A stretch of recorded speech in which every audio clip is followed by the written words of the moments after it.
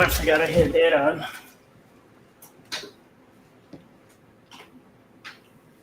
Turn that off. That'll be a really loud echo. My surround sound speakers on. Hey, how's it going, YouTube? It's Ornell Dice Grinders. This is a show for the Dice Duel tournament, just to talk about what people's thoughts were, and things we can do better. I know people said they wanted to host and things like that, so maybe we can get that going, see when people want to have the next tournament, and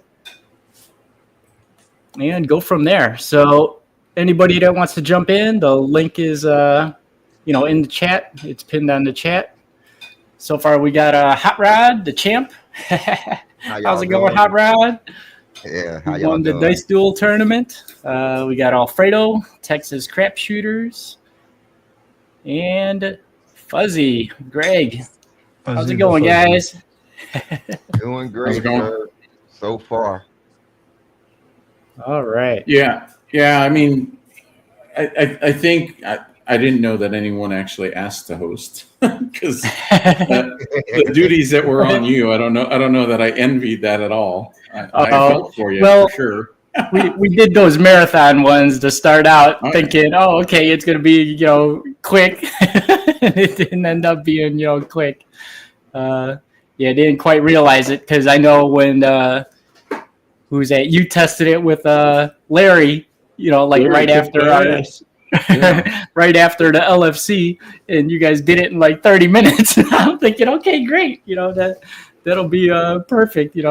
Hopefully these all bang out in 30 minutes, and didn't realize people would get Dice stuck. Degen was trying to chase down like a hard 6 or hard 8 for an hour and a half or something like that.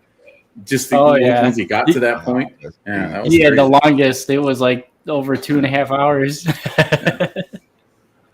And that's what happens with a lot of us. I think we actually, a bunch of us would get down to like the last 1 or 2 numbers. I mean, pretty quick. And then we'd just get stuck on trying to hit that last, couple combinations. And it's pretty hard, to hit those unless it's not like a hard way. Because I did notice that a lot of them at the end were, a hard way, which is tough to hit, for a combination, because not too many ways to hit it. Well, Hot Rod, you won it. Like, what do you think the format? Do you think it's just fine if he was to include even more people? How could we make it better to where it runs smoother, faster, more efficiently? Well, first of all, I didn't even know what was going on. I didn't even know how I got in the game. But he didn't even sign up for it. Somebody signed his name up. I said, "What the?" Yeah, that's. But what I would do, this is what, now that I know what's going on, because I didn't at first. We're not. This is everything we do. Is fantasy crap show. We're just trying to get better at craft at the table. So when we go to the casino, we got a little bit of an edge. But that's what we're basically doing. But far as the tournament, one thing I would do is make it be like a registration fee that everybody that wants to get in the tournament can't do that. That way, because that's going to take care of your time. The person that's hosting, that'll take care of the prizes, because everything that's been done is legit.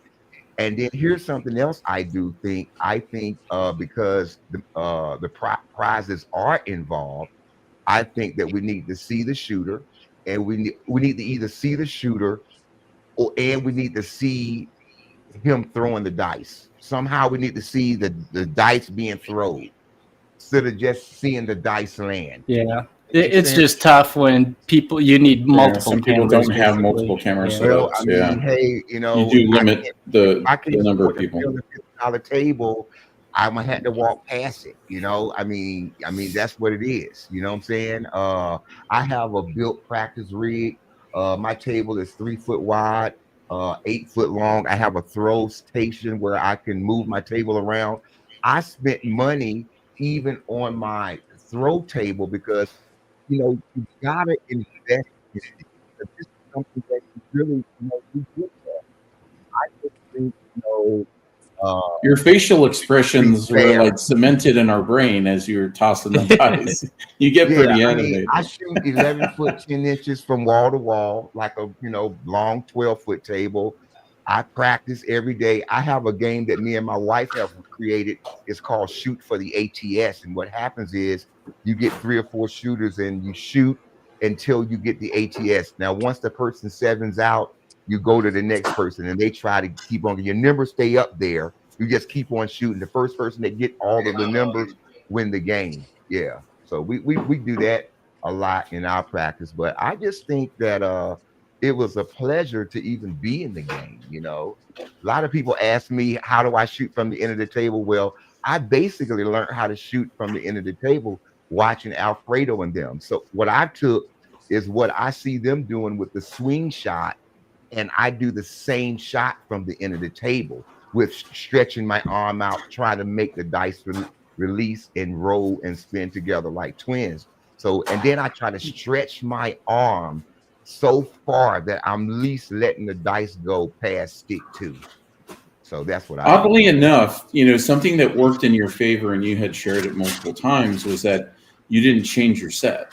Not You one weren't time. you weren't Yeah. hunting for You numbers. stayed on the Like, same us idiots over here, we're trying to go after a hard 6 specifically, right? And getting hard 8, getting the opposite side. Then we change it to where the hard 8 would be, and we get we end up getting a hard 8 again, and it's just like, oh my god, are you kidding me? To be honest with you guys, when I needed the hard 4 one time and I needed the hard 10, I really wanted to go to the 2 reset.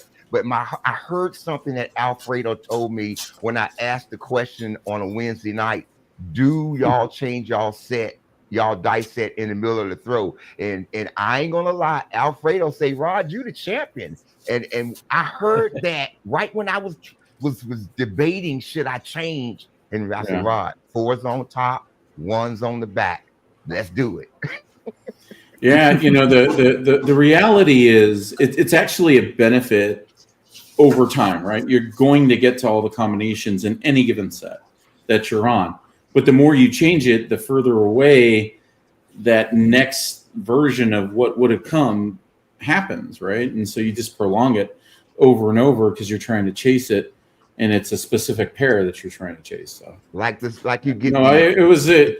I think you played it right in not chasing it down by being in the same set, because what you're looking for is a sustained longer roll, and you'll get to all the combinations. I agree, because a lot of times at practice, I'll have a bad day where I can't get past 2 rolls in 1 hour. So I'll start trying to change the different things, but I'll get the same results. So I say, this is just a bad section. So let's get out of here, So Yeah, I mean, I'm more of a fan of adjusting the angle, the velocity, or the landing zone if you're trying to get a different outcome. But you can change to actually try to snipe. It's just, it's hard to do for a hard way, right? Like to try to get a 6, there's a bunch of combinations you can shoot for and put yourself in a situation where multiple dice angles can actually get you there a little sooner, because that's the way your dice react. It's just, to get a hard way, it has to be exact. There is no, it's a 1 out of 36. Boom. That's deep. And that's what a lot of people forget. They forget about the 1 out of 36. They forget about the concrete part of the game. But then there's a part of the game where the dice is not concrete, where the day of the session we got 4 12s before we ever got an 8 or a 6. Now that's not normal. Yeah. You just defied the odds, right? You did something that's supposed to happen in 100 rolls. Yeah. I tell a lot of people, hey man, at the dice table we do got the math, but a lot of times the dice go against the math. That's what I'm saying. If you can throw consistent. So I mean, I think a way that could speed up the game, right, is on the hard way specifically. Maybe you have to get 3 of them, unique ones, whatever they are. And then if you get additional hard ways, you can fill in one of the ones that you don't have, but only after you get like 3 unique ones. That way you don't have people chasing down hard ways, and they're able to, you're just able to get to a completion a little bit sooner. Because typically, like I think your first roll, Arnell, you actually had like a 538 or something, or a 628. That was your last number or something like that. Your first there was match. a couple. But it was very I rare had. to see someone with a single pitch combination, or I guess Like an easy a number. non-hardware combination. Yeah, Yeah. It's just like needing the 6 or the 8 for the tall and the small. You got all the numbers. Where is the 6 and the 8? I'm on my 99th roll. Still, the 6 and the 8 didn't come. 7 out. See, I don't think we should ever get to 99 rolls, right? I think that was exaggerating. I'm just saying, to the person hosting the damn thing, that's just way too long, right? To the people even watching it, it gets riveting towards the end a little bit, but that's just a long match to see. Like, I don't know, like maybe you do the makeup of the point system, and you just say, hey, whoever's the furthest with the most combinations, knocked out and the most points, they move on or something. And you should have a knockout tournament, at least in the beginning. How many combinations is it? Oh, total. 36 combinations. What is that? 36 total combinations, including all of the. Yeah, but we're not counting like the 35 duplicates, basically. Yeah, so it's like 18. I say I'm with Alfredo on this. I say it was a situation where the person already got 10 numbers and one person maybe don't even have but 0. Maybe you could call that a skunk, or I don't know. I feel what Alfredo's saying. Jay-Z would have mercied me out a couple of times. Jesus. Because with Fuzzy, when I played with Fuzzy for the first time, Fuzzy had 7 combinations before I even got on the board. You know what I'm saying? So I was like, well, hold on a minute, Ron. You know what I'm saying? I mean, I think it depends on what you're trying to achieve, Arnell. Like, do you want to get to a more efficient game that can be played and have more people? Or do you want to uphold the integrity of how you set it up? It's just going to take a lot longer, and maybe that's where you lean on more people to air it. I don't know. I say the registration fee will weed out people that really not serious about it. You can't actually have a buy-in, but I ain't saying a buy-in. I didn't say the word, but I say it's got to be like a donate. A donation. Well, there's like people that don't. I think there's going to be people that donate, right? Like, I don't know that we'll have a problem getting, sponsorship of different people that are out there for sure. I like seeing different people shoot, right? And it's just like, but what are we trying to achieve? The effectiveness of a roll, or just getting to every combination? I think it's great to be able to get to every combination, but there should be some level of efficiency to be able to get there too, which goes by the amount of rolls versus like the points that you already have derived to give them for it or whatever. So. Yeah. There is a point system. I just didn't know what we were going to use it for or anything yet, or maybe if somebody tied or something like that. Hey, maybe you don't even get to 30 or whatever. Maybe it's not.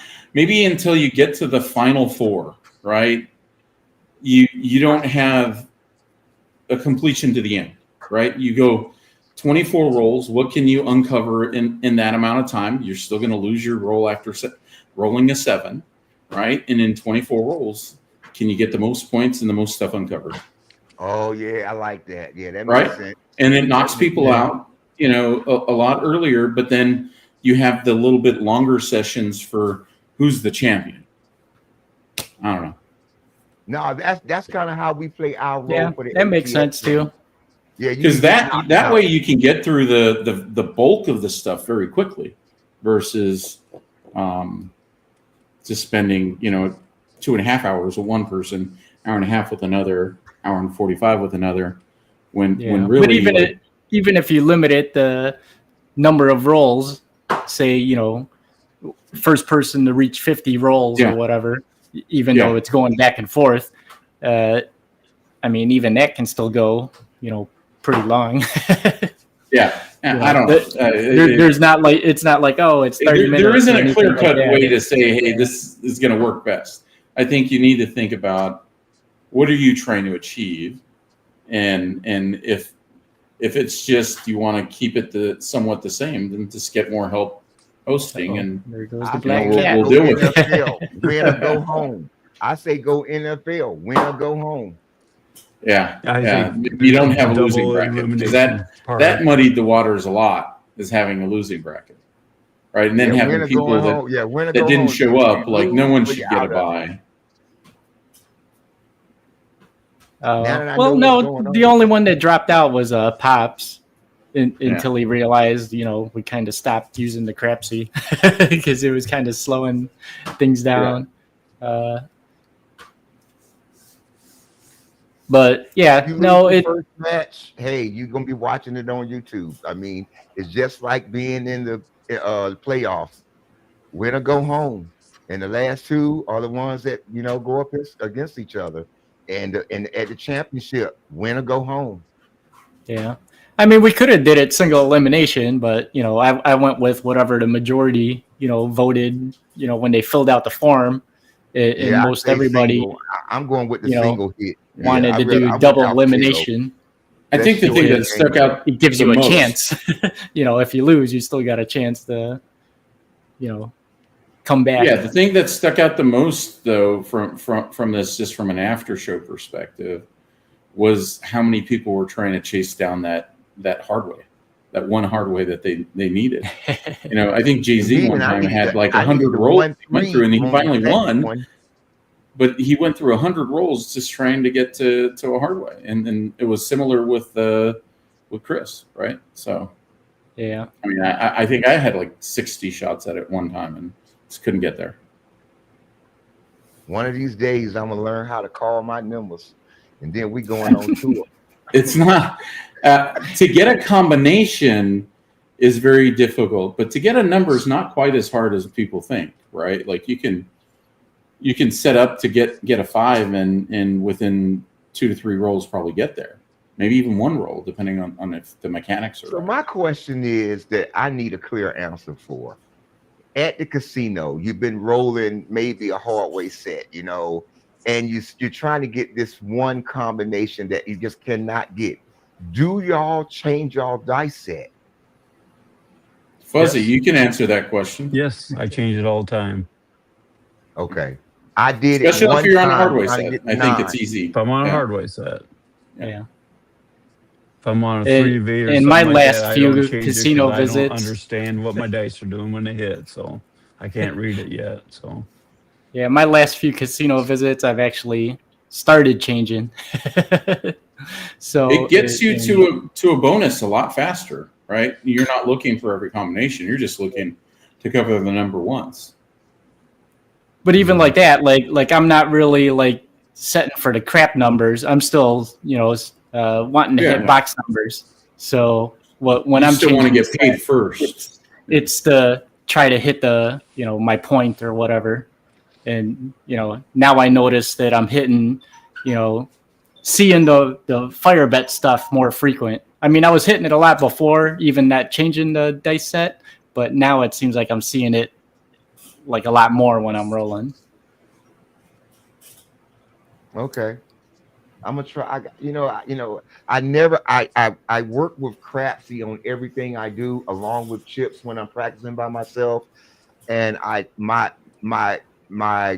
thing looks like a pyramid, so I never changed it. So I think I will start trying to do some different hardware sets, because the throw is good, and sometimes my dice set don't give me good results. I think where it helps you is if you do have primary hits that are coming up a little bit more often, that you can put something there that you might need that's harder, like a 2 or 12. And if you can get a 2 or 12 out of the way, you can usually get to the other numbers pretty easily.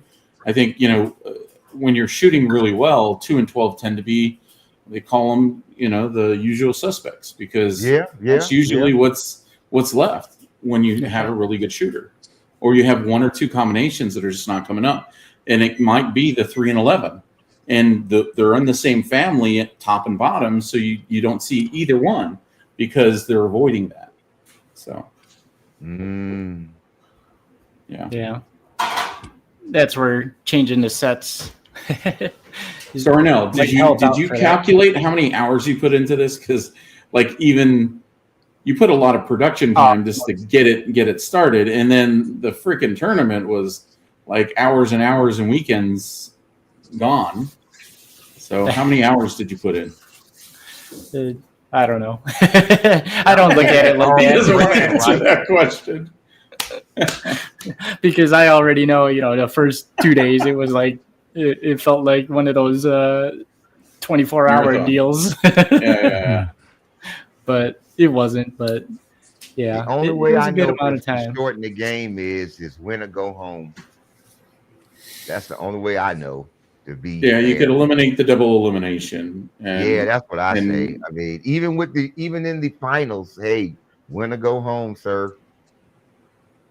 Maybe you eliminate the 2 and 12, like you said, or the horns, and you look to push to efficiency and use your point system. That should speed it up. I would guess. Yeah. Still going to be pretty hard to get. Maybe all of the harder to get than any other hard way. Yeah, I mean, you're even with all the hard ways, right? You're asking someone to achieve something that pays out 165 to 1, which is already very fucking difficult, right? Yeah. That makes sense.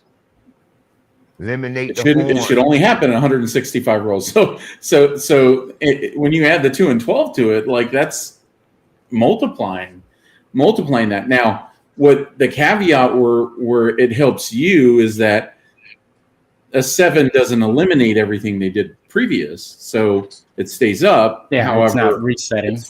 It's still like legitimately you shouldn't see that for 165 rolls. So that's the difficult part of it is like maybe you take out the hard ways altogether and you just leave all the regular combinations except for the 2 and 12. It's kind of like taking some of the cards out of the deck. That would speed it up. To play certain games. Yeah. Yeah, but then we'd probably see a lot of shutouts. You would see shutouts. You might see someone like skunk someone, right? I mean, it is what it is. Take out the hard ways. I mean, somebody could hit all those. Maybe it isn't numbers like Maybe it's not a duel until you get to the final 8, or a duel until you get to the final 16, or something like that. So let's say you have 40 people that want to go. Everyone has a time limit. What can you get uncovered within 40 minutes? So it's incumbent upon you to pick up the dice and toss them, right? Whatever. I don't know. Yeah, or 30 minutes. I hear you. Just as a qualifier, and then that seeds you into the top 16, and then you go from there, and then maybe you play the regular way. That makes sense. That's just like, that makes sense. Qualify for the game in order to find out who's going to be the ones in the real game. That's deep. And anyone can host anyone for a 30-minute session or whatever you decide the session length is. It's what can they get to by that, and whoever scores the highest, top 16 get in. That makes sense to me. Hey, they do it in the races. If you want to be in the race, you're gonna have to qualify. Yeah. NASCAR. Then you're gonna start seeing people shoot a lot faster because they're gonna get more numbers. I don't know. Yeah, your race car. But I hear you're not snapping hard enough. That's why you're not getting your combinations. Fuck's sake. Some sort of qualifier. Yeah. Hey, that's smart, man. That way you won't have the whole world in it, because the craps America is just getting bigger and bigger. Yeah, what I appreciated is the time that you put in. I know, like, I do a lot of lives, and I could tell. I think that first day that you did it, it was something like 11 hours or something that you put in or more. And then the next day you put in like another 9 or 10 yeah. on that first weekend. I was like, damn. We were trying to hammer them out. bragging rights only. Because I thought it was only going to be like a couple weekends. I personally gave a And I didn't donation to realize. Arnell because I appreciate what he did, and I knew that like he was putting all the other donations direct to the prize money. Well, I was just like, well, dude, I you used deserve it for something. what you wanted, my bankroll, and that I took that. It ended up building up my bankroll. So There you go.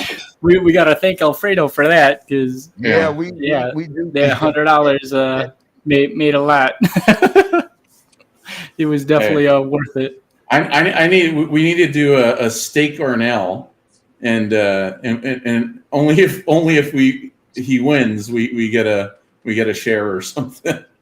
So let me ask: would y'all do the prizes the same way, or how would? There was 3 separate people that donated 300. There was actually there was and then some others. 5 donations, but I mean, there 3 of them were pretty high. So I mean, we appreciate it. I wasn't even expecting it. I mean, I just threw it out there if anybody wanted to donate, and I was really surprised, that people donated and sponsored it pretty much. Well, is there any such thing as you have to donate this amount to be in the competition? I don't know. Arnell, I think it would limit the people, right? Like the serious people that want to say, hey, I'm putting some skin in the game. I don't know. I wouldn't be opposed to it, but I know it would limit the people, and maybe some people could put themselves in there and say, hey, can I find a sponsor? And I'm sure there's people in the community that say, hey, I'll sponsor 3 people or something for someone that might be able to not afford to do that, because there's people out there living paycheck to paycheck. It's not easy. Yeah, I feel you, because groceries are high. Yeah. And everything more expensive. If you make it an ATS tournament, so most of us can afford ATS tournament. Yeah, so you only got to hit 1 8, 1 6. Yeah, you still got to hit the 2 and 12 at some point. How many rolls? ATS. But does it get wiped out if you get a 7 and you have to do it again?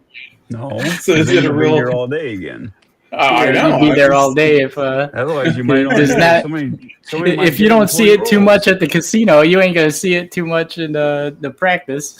Yeah, people hitting that, without resetting it. When you get a 7, no resets. You never stay up there. Then the next person throws. The first person gets the all win. Yeah, I mean that would make it easier. I mean that could be like a qualifier thing, I guess. As long as we've taken on that, it's probably 35 minutes. The longest we've taken, because what it is once you get a 7, your numbers stay up there. The next person throws. The first person gets them all wins the game. We took more than 35 minutes on average. We showed it.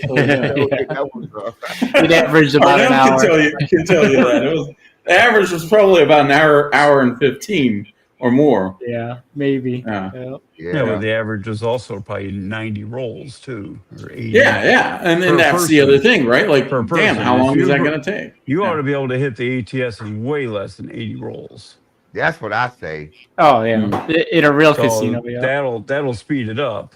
We practice that game. Me and my girl, we practice that game, Paul. Every time when we come warm up, we play shoot for the ATS. First one gets the ATS wins. You still change the table. You still change shooters on the 7, but the shooter don't lose his numbers. You just keep on shooting. The first one gets the ATS wins. Period. I mean, I've seen people not hit the ATS like a game of horse get a 10. That was costly. Take 2 and 12 out at that point, Or I still can't believe, and then someone's getting my attention. I have 25 on it, and I don't lay it. I'm like, what? Yeah, none of us laid it. Jesus. I don't even know how that happened, man, because normally I would have laid the damn thing, especially with so much money out there. Yeah. I guess we all thought we all forgot about it. We were just like, oh, you were gonna hit it. We were getting off the euphoria of all your horns. You were like horn mongering. And I think we had made quite a bit from that and just totally forgot. And just forgot. Yep. Yeah, I'll never do that again. I'll never forget when you have like 20s up top. No way. Yeah. Even if I got 10, I'm gonna lay it. Yeah, if you got 10, you're still protecting You know. another 850, right? Or 750. Yeah, we had so much out there. Yeah, I told you that's a nightmare for me. That would have changed everybody's weekend. So Hit what are that you one trying to, number. what next year, what time are you trying to get back prepared to do another tournament? I don't know. I mean, it doesn't matter to me. We could start at any time. I mean, that's kind of what I wanted to find out. You know, I didn't say it was just going to be annual or anything like that, but you know, whatever people think. To take the horns out of the game. Yeah, I'm with the taking the horns out of the game or shoot for the ATS. You know, you never stay up there till the end, and then this other one that people ain't gonna like, you know, donation. Like a timer. Oh, donation. Well, Like like I said, we just throw it out there, and he wants to get right down to the brass tacks, the people that are serious about it, right? That's what I'm saying. Yeah, that's what I'm saying. Hey, I mean, come on, y'all. We're not just doing this for nothing. We do go to the casino. We're trying to be. This is serious to me, y'all. Man. Oh yeah, I even though it's like fun doing this and like the live fantasy craps and all that stuff, you know, I still look at it as practice. You know, I'm still shooting the dice, even if I roll bad here. It's like, I don't care. You know, let people see that. Practice is serious, and when I got $1,500 buy-in, that's serious on a real table. Once you go to the real table, you know. Yeah, so that's why we take it serious. We do this to get better. What Alfredo is doing every day is not for all of us to just have fun on Crapsy. It's for us to get better at betting, better at throwing. That's the whole key to it. I mean, that's what I do. And it's to put yourself in situations where you will fail, right? And part of the problem is not becoming numb to the failure, but realizing that that's not what you should be doing. Like, just like I said, don't work the come out. I still fucking failed at that today multiple times. You know what? And I shouldn't have. I shouldn't have, because I know as a cardinal sin that's not something you do. That's a force of something. We went to casino night the other day, and the dealer told me that where he come from, you're not allowed to work to come out. You're not even. That's not even. So I googled it and showed him that. Well, where we go at, you can work to come out. But I have to say this: that working to come out is supernatural, because most of the time it's the red. And how does the dice even know it's to come out? Is what I. Because that's to be on the pass line. That's your only advantage of being on the pass line. Is for the red and the yellow to come, and then once you get past it, you're you know, the house advantage goes away. That song needs to be recorded and go nationwide. Don't work. Don't work. It's already in everybody's. Yeah, trust me, the people that have been burned. So Arnell and I were both at Rivers, and he had just thrown really well. They bumped up the table average. I start throwing well. I throw a point, and he's like, "Can I work it?" I'm like, "I wouldn't work it," and he works it, and I throw a come out 7, and then he like doubles it, and I throw another come out 7, and then he goes to like 330 inside, and I throw another 7, and he's like, "Fucker!" We're like, "What the fuck?" I'm like, "I'm not trying to do this. I told you not to do that." So much. That's y'all. That is because I don't practice that like. And like that happened at the live table, and I was telling him. And I'm thinking, okay, he practices, but you know, some people practice for that come out action stuff. So, you know, there are times where I'm going to make money off that, and genuinely, if I'm going to see it, I want to see it then, so that at least in my brain, I have the option of changing to know that, okay, this is what I'm seeing. There may be a combination change in the dice that I can do in order to negate that. And that might extend my roll another 11, 15 rolls. Right? And that's when we get scared, when we see somebody roll a bunch of 7s. You shouldn't be surprised, right?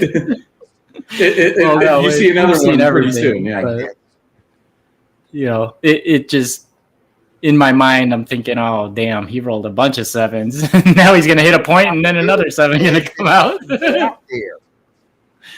And that's where this tournament's crazy too. You could get right up. It's a come out 7, but you lose your turn. So you're testing or pressuring yourself to not roll any of those and try to roll the best set that's going to avoid it the most. Yeah. Well, that's why I was keeping track of like the streaks with no 7s. So all the rolls with no 7s, because, you know, if you can do that, you know, consistent, holy moly. You can get locked in, yeah. Yeah, you're locked in. I mean, from the concrete, the roll 3s come out 7s, you're going away from what math says, and the dice are doing something totally different. Yeah. No, so here's the thing. That's where they fuck you, right? In the game, they tell you that the math is you should see it every 6 to 7 rolls. You should see a 7. That's not the reality. The reality is you should see a 7 about every 4 rolls, maybe even 3.5. Oh my God, that's what. Okay, and here's the reason. The reason is they're not including the come out 7s as part of it, and because of that, they're saying your average roll of what you roll from the pass line start to 7ing out is 6 to 7. That includes horns. That includes come out 7s and all that. And that's your average roll, but that's not the average of what you should see a 7. You should see a 7 every 4 to 5 rolls or less. I agree with that, because I say if you make it past 4 rolls, you're a professional. That's why we hate bubble craps, because that fucking machine is going by the math or whatever. Maybe it's rigged. I don't know. You know, but it seems like there's a hell of a lot more 7s definitely on got that. magnets. Yeah, I've seen some. Trust me, I've played it, and one die just stayed up and down like this and didn't even turn. I'm like, what the hell? Yeah, if you watch it. How does the machine know what number the dice is landing on? So it's got to be. Oh, it's got the IR, you know, sensors on there and stuff, and the cameras. But for bubble traps. But yeah, I still don't like that game, the bubble traps. No matter how I play it, it's like, what the hell? I used to hide at the bubble craps because I was scared of the big table. It took me a long time to get confidence, because at first I didn't see what y'all were saying, but now I see my practice of table has changed completely. Where I used to couldn't get past 5, 6 rows, now I'm seeing on my books and crap. See, I'm seeing 34 rows. I did 68 rows the other night. I was shocked. I was like, wow. But then the next day I couldn't get past 4 rows. So see, now the thing is like, here's a good question. Good. Is every 7-hour fault? Well, it's not the dice's fault. The shooter is the one for throwing the dice. So I mean, but you can't blame anybody but yourself. It's landing it too deep. It's landing it short. It's not giving it enough energy. Like, it slipped out of your hand. If you threw it perfect and you got that result, sometimes it's just a bad result. I mean, that happens too. That's what I need. That's what I want to hear. I understand, because it is us. I was just wondering, does sometime when you get that perfect landing, and then it lands on the red, but it's perfect. So it's always the pretty ones. Yeah, I mean, it's the pretty ones that get you in trouble. If you're on a hardway set, the nice ones are going to get you in trouble, because they stood on axis. You just had a double pitch in a lot of those cases, or you just had a split, which is what the diamonds are meant to do, right? There's a diamond. Right. The dice hits it. It's supposed to slide off and turn over. and that's what they're meant for. Yeah. That's deep. That's deep. And you can't hit those diamonds perfect. You want to hit them straight up, right? Like if you hit the diamond straight and it comes straight back, ideally, that's what you're aiming for.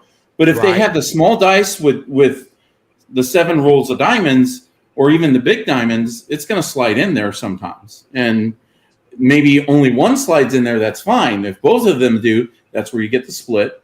If both of them do, you might get one flip one way and the other one flip the other way, and you have what essentially is a double pitch, but it wasn't a double pitch. They just flipped around.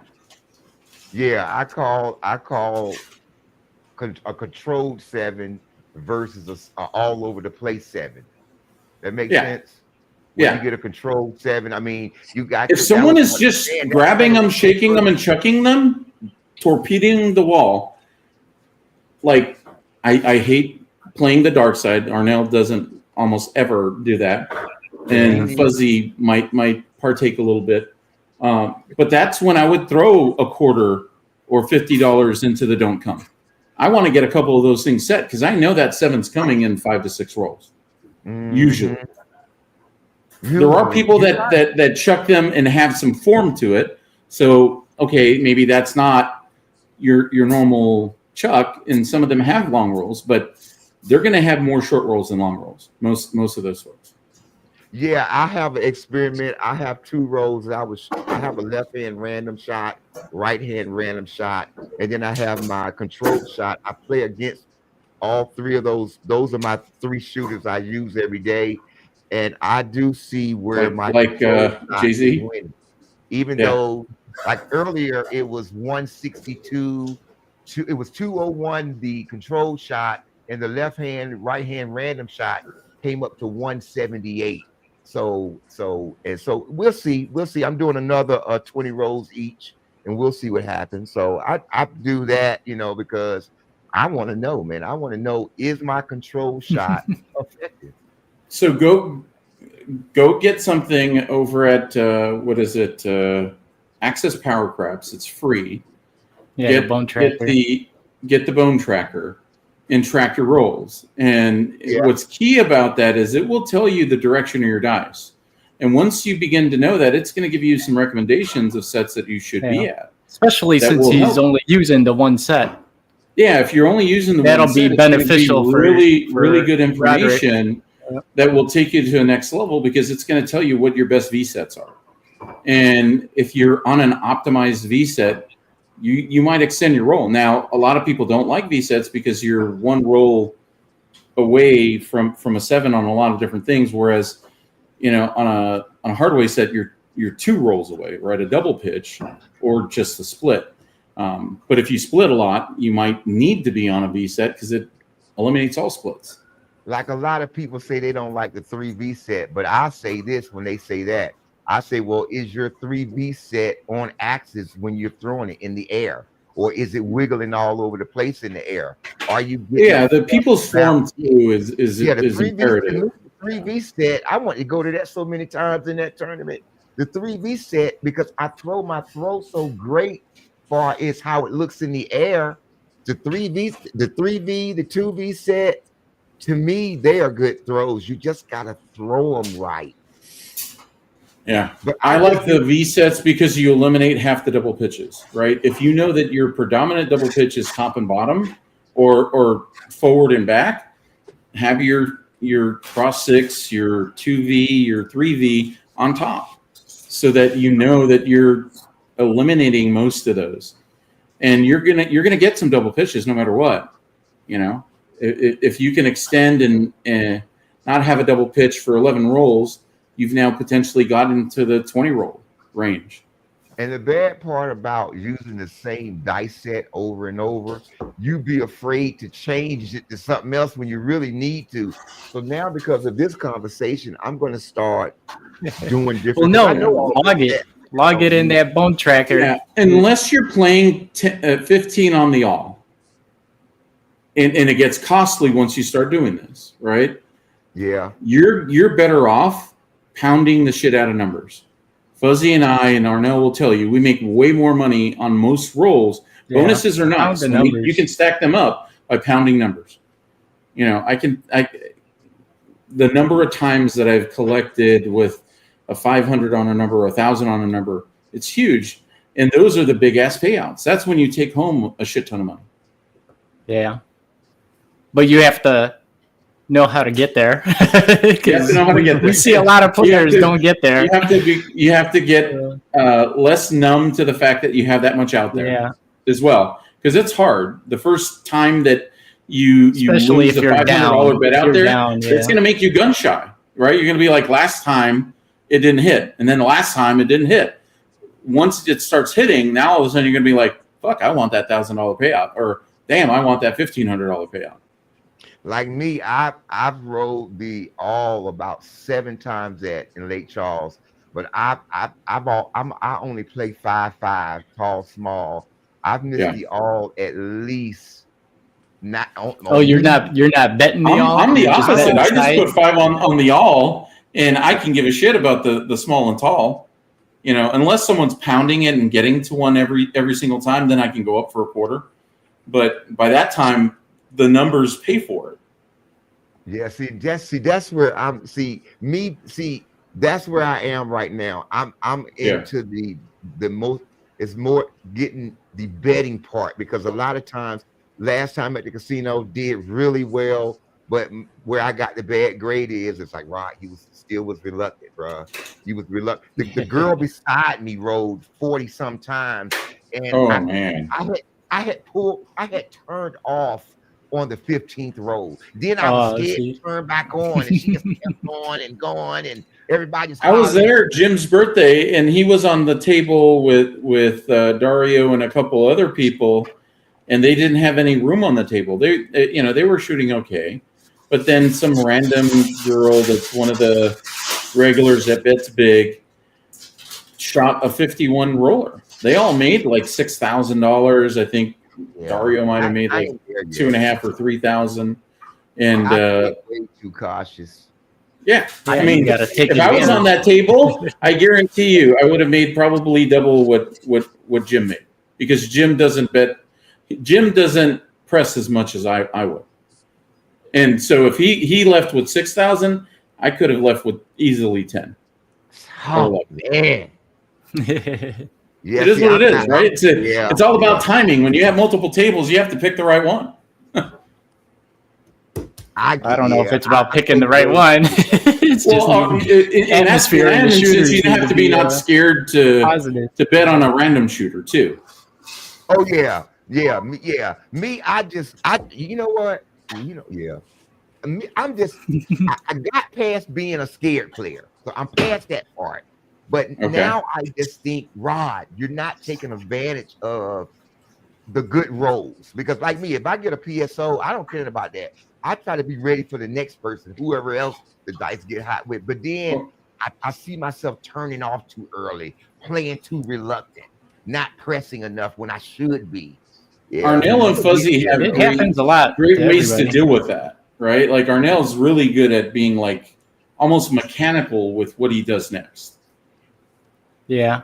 So Fuzzy, like with random, I just got to stick with, bet 1 or 2 numbers or a box number in the field, and then that's all I'm going to use. If they go on a tear, hey, try to spread out or get the numbers as quick as possible and let it ride. That's what I do. That's why I leave myself open for those long rolls, even if it's a random. Because if I only bet 2 numbers and it's minimum, that's low risk. It's like, hey, put it out there. It's either going to win me some money or, I'll lose the 2 bets. That just shoot good all the time. I don't even understand, because I shoot in the Lake Charles area, and I know about 4 random shooters that every time they get the dice, I mean, it's like, I don't understand it. Sometimes it's just about energy, and you don't think about it, right? Like someone can overthink it too and not be afraid to change something if something's not working, or to stop tossing. Fuck, it's not your day. Stop killing everybody, right?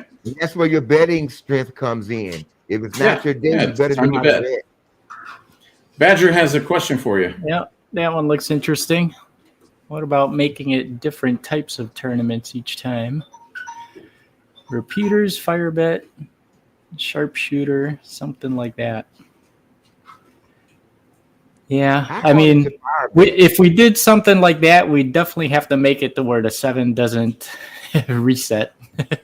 Any of those, basically it would be whoever, if we did a fire bet. Ooh.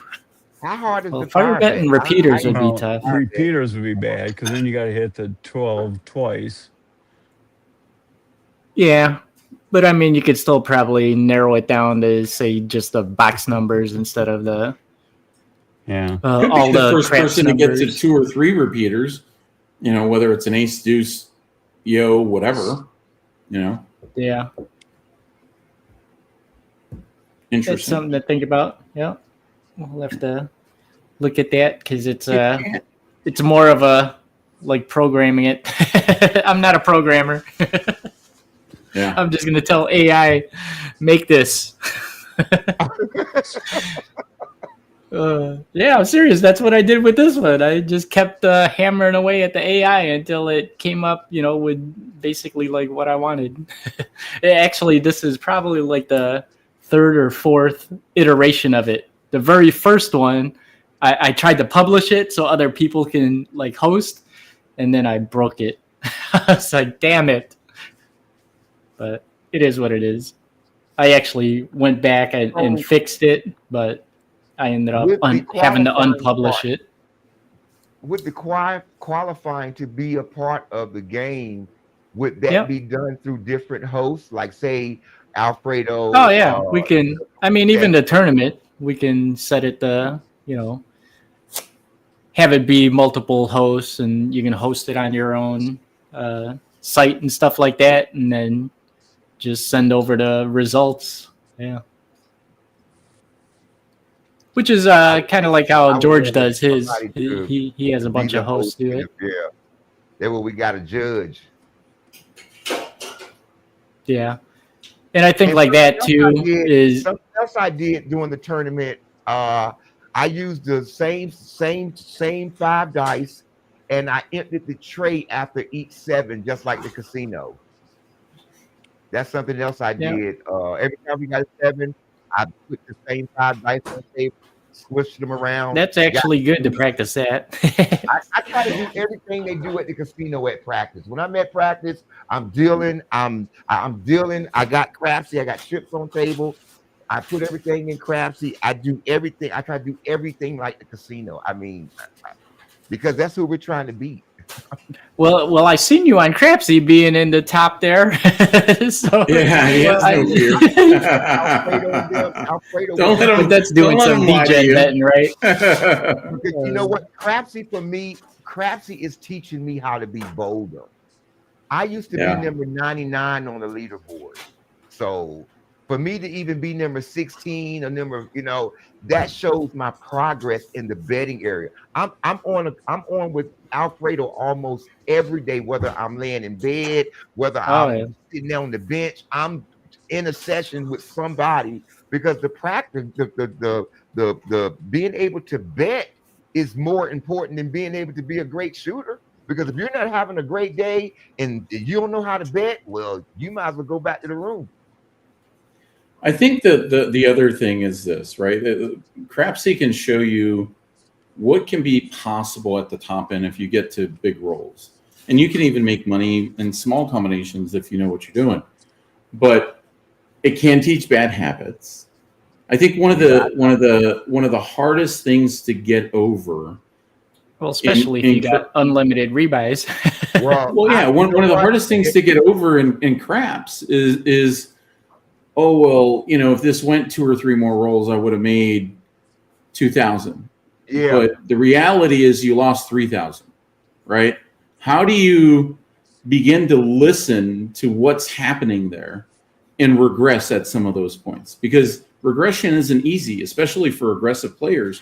They're just not used to regressing, right? Arnell, at some point, you're just half pressing once you get up there. You're not like, oh, shit, the dice went off the table. We have a stick change. He just hit the point, and we had a come out 7 on the come out roll. I'm going to cut all my bets in half.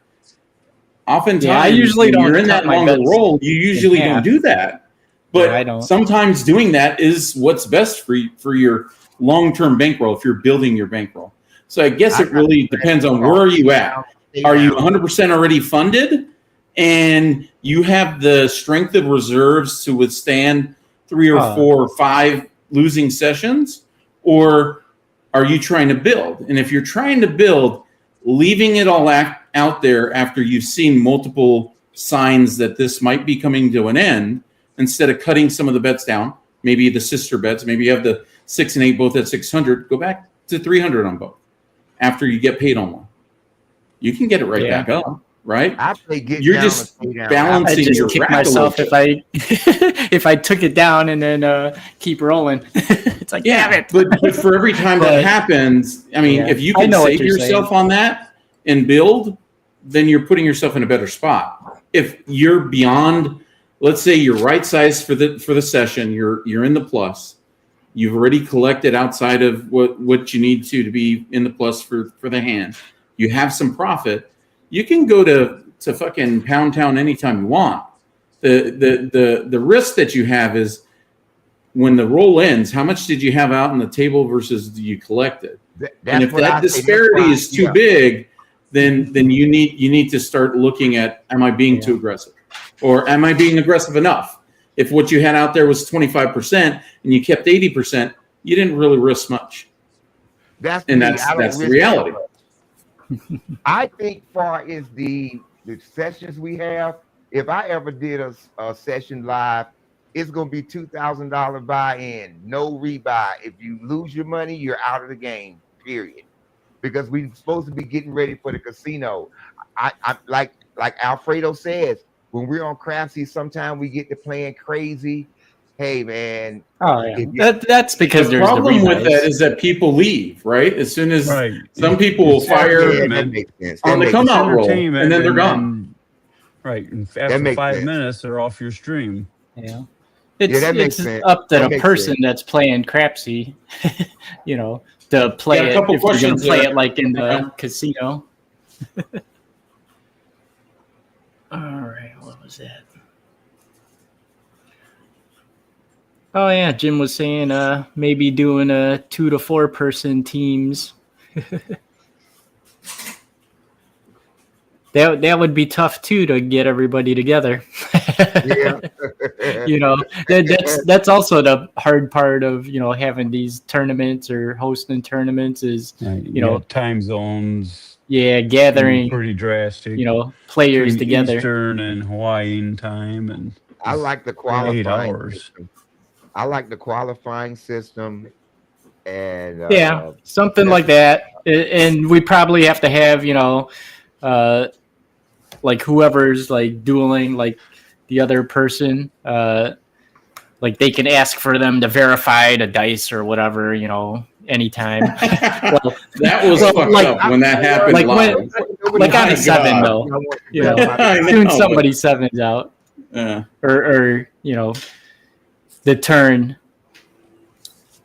But yeah, I like that one verification. That's why I think you should be able to see the shooter or see his throw or see his something. Well, you want to verify like in the beginning. Yeah. Before each player throws, and then brand new, and then it's up to the players and stuff like that. If Alfredo was the first person to tell me where to get real dice from, so I get mine from the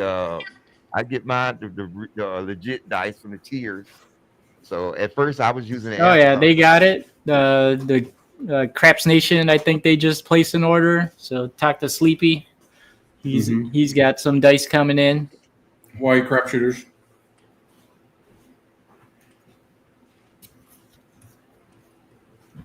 I'm just glad I was in this thing because everything I learned in the last year and a half, I've learned from y'all because I was a random shooter. They start calling me Hot Rod. I was a random shooter, and somebody told me about the Dominator, and I looked at his movie, and I just, start throwing on my beds. I start throwing them on my mattress. Then I built something. Then I built something else. So far, I got about. Show us the trophy in my practice read. Yeah. Because if you Yeah, want to he's get got the better, trophy man, over there somewhere. you want to make the practice area be as best as you can. I changed my surface 3 times just to get it to mimic the casino. I mean, I changed my surface 3 times just to get that bounce that they have. Yeah. And sometimes I play with light dice. I play with the Amazon dice because they bounce more because they're lighter. Yeah, some of those are made different, Yeah, like I the play with them on composition. purpose just because they go all over the place and it makes me try to control them better. So I mean, I'm just doing whatever I can to get better at this because I want to be Steph Curry at the end of the table. That's what I'm gonna be. They go, that's my game. I want to be Steph Curry at the end of the table at the dice on the dice table. Yeah. Uh, Funnest sessions with some high bets was with Alfredo. Nice.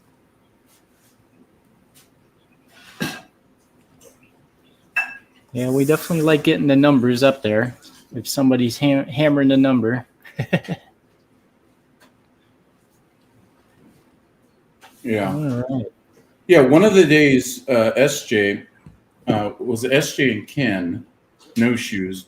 They're like, dude, Alfredo, you keep on winning. It was during a Big AZ meetup. And they're like, we just want to follow you and do whatever you do. And I think we all left the lowest person left with like 2,600 profit. wow. We all made a bunch of profit.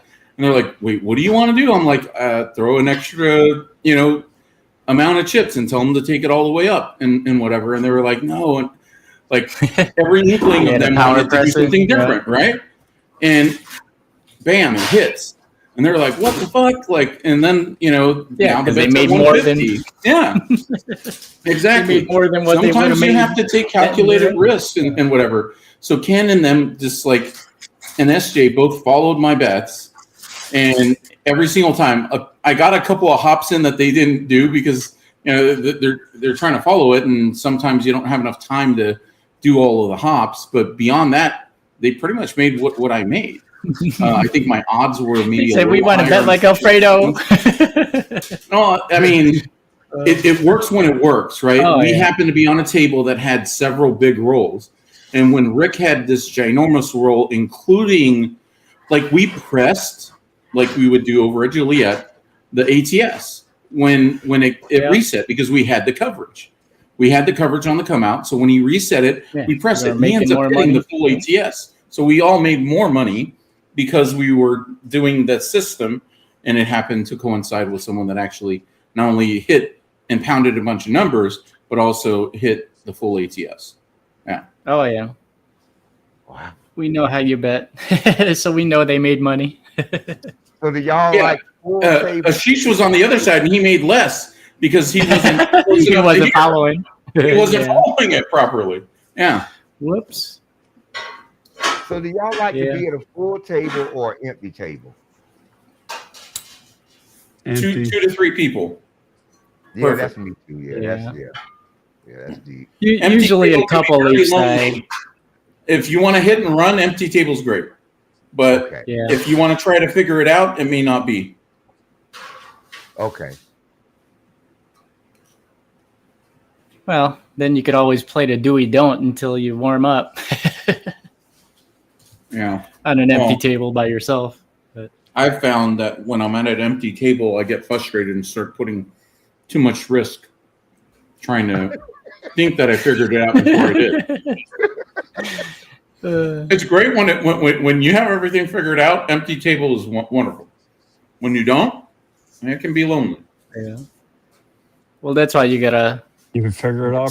Start slow. Yeah, start slow or. Yeah, let the roll. If it's an empty table, I like to do the do we don't and just kind of toss it a few times. Right back to change. Yeah. Yeah, so I know SJ was in the top there on the tournament. I wonder what he thought. Any thoughts, SJ, on the tournament? What you think we could do better? Things like that. maybe speed it up. I know everybody says speed it up, but I don't know Well, how you know much what you I could say. speed it up. You know me, I say it's what the dice do because sometimes the dice just go longer than we think they're gonna go. Oh yeah, but I do like it. I like practicing it. I still don't really do the V sets. I mean, I think I tried it a few times during the tournament, but uh, mainly hard way sets or cross six or all sevens for me. Those are my sets. So anything to snipe the numbers, it'll be any of those three combinations. But lately, it's been hard ways. He said that I he just stopped at use like the same 600 dice and set. Kent was at 900 on a bet that he didn't follow it to a T because once it got to higher bets, Yeah, he slowed down. And that's part of the problem. Like everyone has their threshold where they're comfortable with, right? And you don't want to leave the table leaving a $1,200 bet out there. But if you're thinking about it, if you're betted thinking about correctly, it, you collected more than that leading up to it, so it's okay. Yeah, as long as you racked more, because I don't care if I left it on the felt, as long as I have more in my rack. Yeah, me, I don't like losing my bet. That's why I got this system called Get Down or Stay Down. If I see I've already made 250 off the shooter, Yeah. I'm like, well, can you turn me off? And then I might even pull my odds up too, and just wait for the throw to get over with, and then I'm going to win the 250 plus whatever bet I have out there. But I still have to work on betting more bolder. Yeah. Yeah. Well, just work on it and do what people say. Just take a couple hits, regress, and then start, I don't going need for the regrets. moon once you have your there's money back. Please. There's an idea from Corey. I believe that if you shoot second and have fewer rolls, you should be able to roll until a 7. Or the number of rolls is exceeded. Well, I mean, it depends on if you're saying, because I mean, basically that's how it would be. I think what he's saying, in the yeah, regular. but then that meant that you had more 7s essentially, because everyone has the same amount of 7s. Yeah. He wants to guarantee. If somebody already lucky to be the completes it, first one, yeah, that you get an extra roll as the second person. that would mean it'll go longer, not shorter. He's not shortening it for you. How many 7s was the average 7s that we were getting? I don't remember what it was, but I did have AI analyze it, and it was over 3,000 rolls or whatever, and it was still the average, curve, the pyramid, the average pyramid. Maybe so when you go, the first person that get 5 reds is out of the game. I don't know. The first person get 5 7s, or I mean, if we're trying to shorten the game, I mean, we got to play elimination. That's interesting. Stop it after. I wouldn't mind that. I mean, I don't know. Be interesting, right? I would have had two times a lot of people tonight in 3 seconds. A lot of people had 7s their first roll or whatever. It would have been come outs, but yeah, if that would shorten it too if you do that. I mean, stop maybe, it. If you get the first person that gets 6 7s, unfortunately, you're out of the. I mean, I don't know. Well, that could be I don't know, something maybe for the qualifier to think about. Yeah, that's deep. Where it would go quick. Believe the qualifier. SJ gave his thoughts there. Yeah. All right, what's he saying? Thought the tournament was good. I didn't mind trying to make all the combinations. Yeah, I think more hosts would help. I do think stating or knowing the sets thrown would be interesting. Yeah, like I said, if everybody, because I could enter it in of what sets, if if the shooter stated it, I would have entered it in, and then could have had like AI show, at the end, like all the different sets, if everybody was using the same set or something, if it was hitting the same combinations type of thing, would be good. Yeah, I don't actually mind all the combinations either, because to me, like I said, I still think of it as practice, even though it's like a tournament type deal. It's more of trying to think, how am I going to get that number, and then try whatever you can to get it. And then Corey There's says got he to be an believes elimination curve on there somewhere, though. the average number of sevens was over 10. Well, yeah, because I believe that one, because we're trying to hit It all was the highest combination combinations. for a lot of different times. Yeah. Yeah. That was work. That's all I know.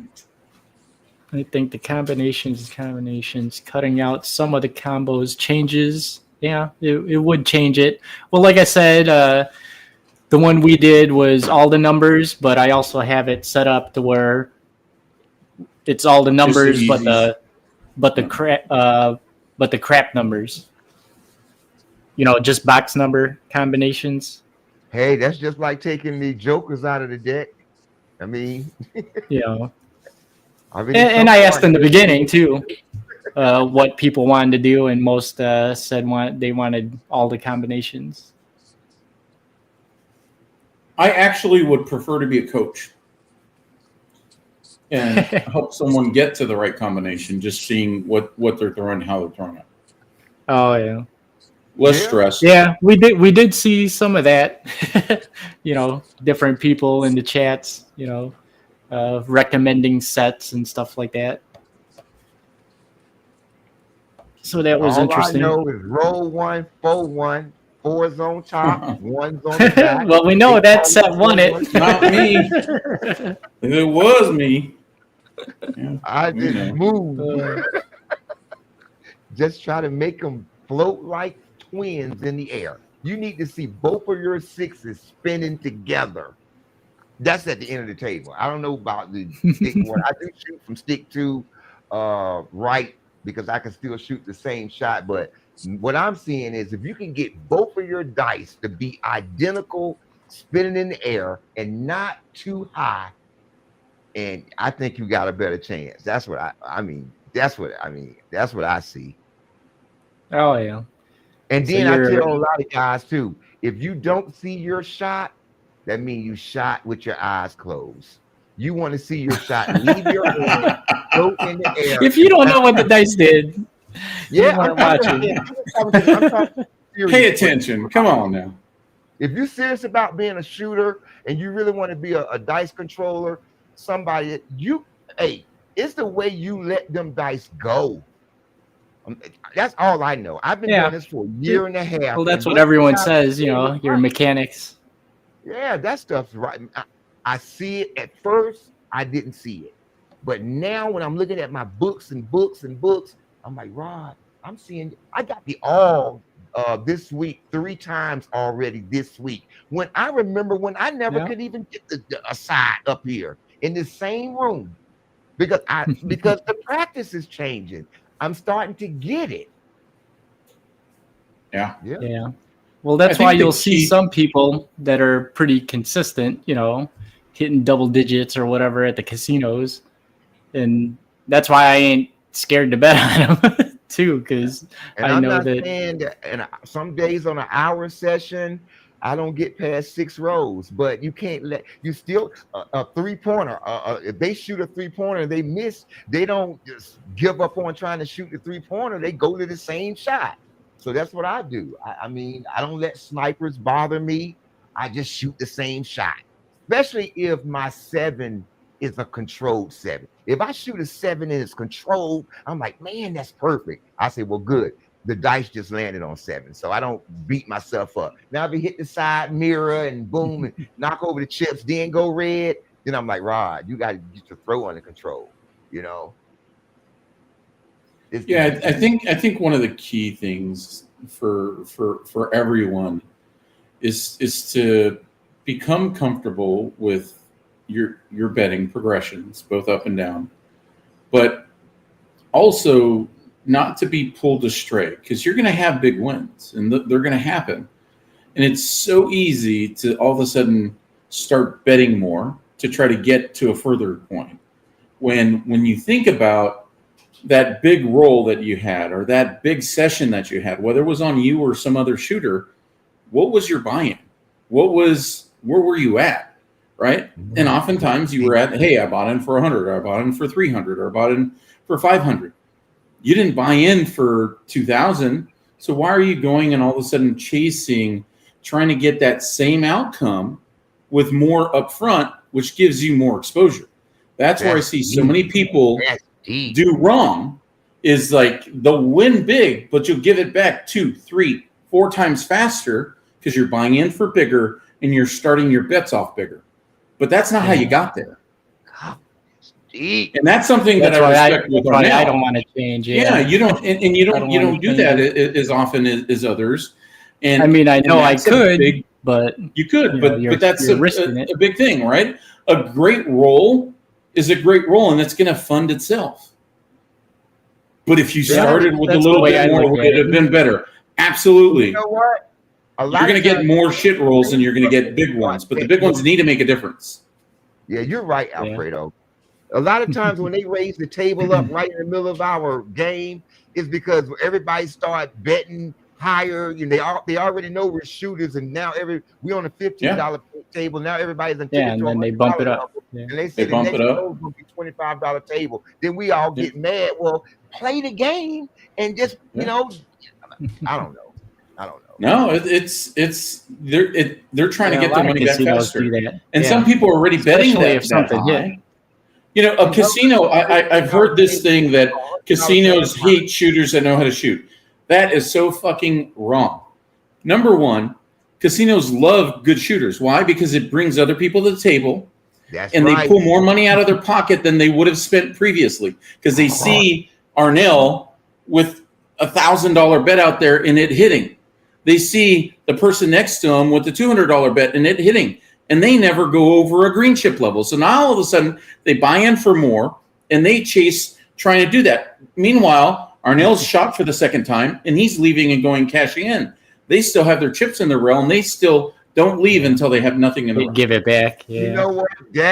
You know what? Longevity does not work at the craps table. You're 100% well, right. Yeah, for sure. That's why you see when a bonus hits or something like that, the smart people get up and leave because they made, whatever, their 1,000 plus. I walk on the pier. I leave the table after 16. If somebody do a 16 roller, I purposely go outside and walk the pier and go to the bathroom. The towel. You get a little restroom break. Man, yeah. They will get you. Y'all are right, man. Yeah. That is right. My partner, Corey put out there that he hit his third ATS since the tournament, and they actually told me about one. I was like, "Oh yeah, you made out that big, huh?" See, the locals we'll hear about the good rolls. The locals are there every day. Yeah, they know. I'm with Alfredo. I don't like to run. I'll do a 2-day, go down there like every 2 to 3 months. I'll go down there for 2 days, maybe a 3-day, depends on the comp rooms. But me, I don't want to give my bankroll back. So having my own rig, we have just as great as time up here. We're just not winning real money. I mean, we holler and scream. We needed the 11, and then the next shooter shot the 11. We jumped around and hollered up here like we was at the casino and we got paid for real. So having your own, hey guys, find something to throw on, get a napkin, put some lines on it, find you somewhere to practice. Get your napkin. Just need a flat surface. We've used a sofa and a felt before. This takes the edge off you, man. Having your own table takes the edge off of running to the casino trying to chase it, because they gonna get you. Oh yeah. They ain't gonna They get weren't. And I think they that's weren't why we built do by, it. by a bunch of people that won. Yeah, but then you have some people, they practice and they lose. So they must be doing something wrong if it's like that all the time. Well, I Well, I say don't think try to crap. take your Crap. practice spot to the This is casino. where I would challenge some people because you have some ornery people in our community too, right? That see things in a different lens, and I challenge them. Yeah, This is not the type of game where you could be reckless with your money management, and be successful. It's just That's not, right? If you were that habitual where you couldn't get over the compulsion, you'd be bankrupt and broke, and you wouldn't have it. It's just not the type of game that allows for a total lack of discipline. Now, there's times where we all get triggered and have FOMO, and sometimes when I'm around Arnell, I want to bet higher. Why? Because I've been with him before, and we've shot well. He's hit fire bets and ATSs. I have as well. So almost every when time I'm around him, I want That makes sense. I want the big score, right? That comes with a bigger risk. It doesn't mean it's going to happen every time. And that's where when you do have bad sessions, you need to pump the brakes faster and realize that, right? We've gone a couple of orbits. It's not in the cards today, right? And that's the difficult part, because there have been times where I wasn't in a big meetup type thing where I've made a lot more. And it's not that I wouldn't have made really well off. When we were with Arnell and Corey and Rich and Fuzzy, there was a night where it was like nothing could go wrong. I think we hit an all, had another big roll. Corey had like a monster roll. Then we go to Hollywood, and in 3 rollers, we're out of there because Rich hits an all and someone else hits an all. And we're like, okay, we're done. Yeah, they didn't like that. We rolled in there deep, got our money, and walked out. But that's the only way. They didn't win. like that. You can't win staying there for 24 hours. You see some people. You wake up the next day, they still at the table. That's not gonna work. Well, they're chasing a bonus, and some of those people, if they just have a pass line, it's not that bad, but it's not the way to play the game. No, it's not. Yeah. Well, a lot of them are probably doing it because they're out of money or bankroll, so they're only just trying to go for the bonus stuff. Yeah, don't take money you can't afford. And if you're building bankroll, definitely don't. You have to bet fewer numbers. Don't try to play across. Don't try to be like the Joneses, literally, right, Mr. Jones, and try to be a baller. If that's not where you're at is a $300 buy-in. Play a 5 and 9, play a 6 and 8, but you have to be pretty disciplined about it until you can start to spread a little bit and lock away a $150 win, a $200 win. It starts adding up. Alfredo, that is so good information. If you find yourself going to the ATM at the casino, there's the start of a problem, especially if you're going because you're trying That's to a no-no. get money you lost. Yeah. And it's easy to do. Let's say you're at a casino where you have markers. That's just the same thing, right? You're just asking for an extension of credit. If you've already, try to buy in for what your session's going to be.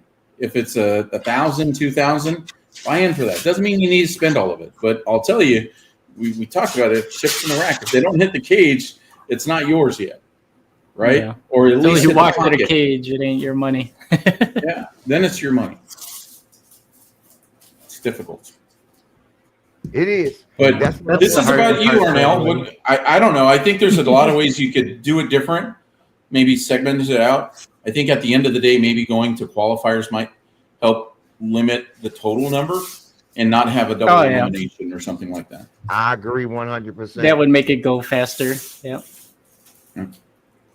And multiple people probably hosting would be a little relief on you.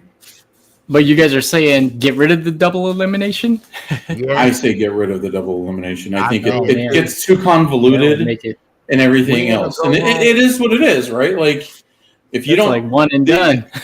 So you could make the qualifier 2 qualifying rounds or something. I don't know. And you go with your best. Qualifying, win or go home. If you don't win, I don't know. you don't qualify. Yeah, I think doing a participation trophy does no one favors. Some days you just don't have it, and that's the game of craps. It is what it is. Right. You're right. Hmm. I'm with the win or go home. Maybe narrow it down to 6 shooters being in the tournament. And, like through the host, we all just, if you don't qualify, you just don't qualify. My race car just didn't do it this year. So go home. And, That's a long time to wait, though, to play again.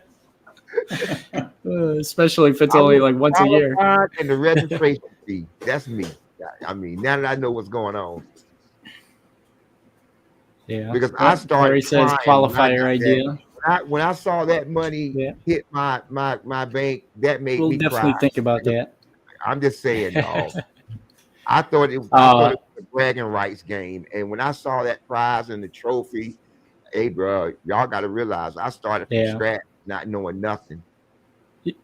It was definitely a good idea that Larry brought up. That when he wanted to split his donation for like first place, the longest roll or longest streak, and then the shortest combinations. Corey won that one, and then George won the longest streak. So yeah, those were still interesting. I mean, that was a good idea. Yeah. So hopefully we can keep it going. I'll see if there's something I can do, for like a qualifier round in there. I'm all for the qualifier. And I think the pool just goes against itself, right? Like who performs the best out of total or whatever. So it's not like a 1v1. Yeah, he's saying single elimination wouldn't last nearly as long. You can do more than one a year. I don't know. But I like the double elimination. 4 shooters at the end. I say you end up with 4 shooters at the end. After everybody qualify, the 4 shooters, they go to the real game. And out of those 4, you end up with 2. And out of those 2, we got a championship. And still do the longest roll and the other thing you did with the other prizes. Yeah, we'll have to see. We'll think about it. See what we can do. See what we can program. How many shooters was it all together? I want to say it was 29. Yeah, we got to. Yeah, if I remember right.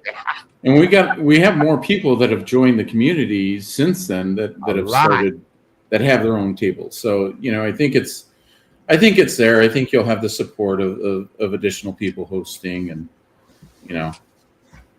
it's like anything. It starts out with 100 people and it ends up with the final 4.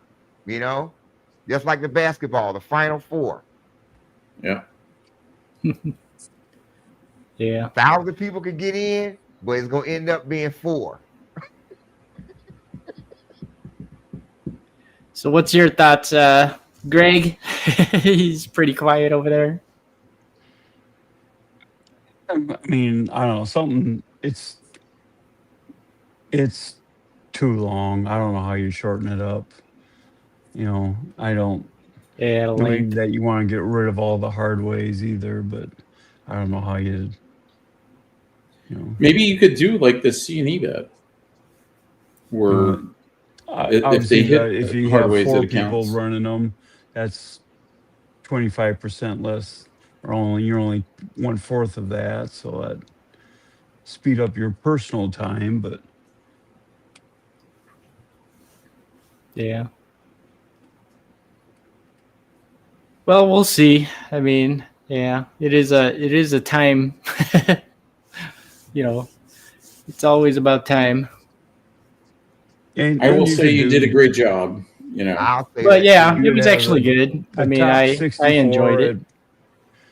You could have different formats. For the first round, it could be one format that limits the time or number of rolls, or something like that. And then when you get down to the final 8, go back to this part and do the Yeah, the double normal. elimination on the final 8 on the Elite 8. Some of they all start out equal, and then you gotta lose twice at that point if you wanted to do something like that, or the final 16 or something. But if you're going to start out with 32, or heaven forbid you go to 64 and do a double elimination tournament, that's going to be tough.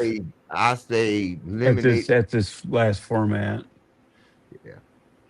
I say we have to qualify. If you don't qualify, you get eliminated. The last 6 shooters or the last 4 shooters. You got to bust it down to either 6 shooters or 4 shooters. But what's a good qualifier? A good qualifier is, well, because we're qualifying with different hosts. Well, just do the inside numbers, no horns on that one. Yeah, that makes would sense. Speed it up tremendously, I think. Yeah, you might still have a hard time with a hard 6 or hard 8 or something like that, but that's eliminates because 30% of the hard numbers. You got to win to stay in it. But I don't know. That could still go for 2.5 hours if they can't hit the anything hard 6. Unless you're gonna put a stopwatch on it, and then you're just gonna. Ooh, that's deep. Somebody's gonna just that might be the idea. Just pick them up and chuck them all down there. Real spot. Put a timer on the game. The first one, if the timer go off, whoever got the most combinations win the game, win the match. Well, either that or like the number of rolls, like limited. That's deep. The whatever 40, 50 rolls. Something like that for the qualifier. Right. So how do you judge them on 40 rolls or 50 rolls? Well, it would be whoever, because you still got a point system. So whoever's got the most combinations. So you just use the point system lit up. At that point. Yeah, unless someone hits it all. So. Yeah. Like how? Alfredo donated.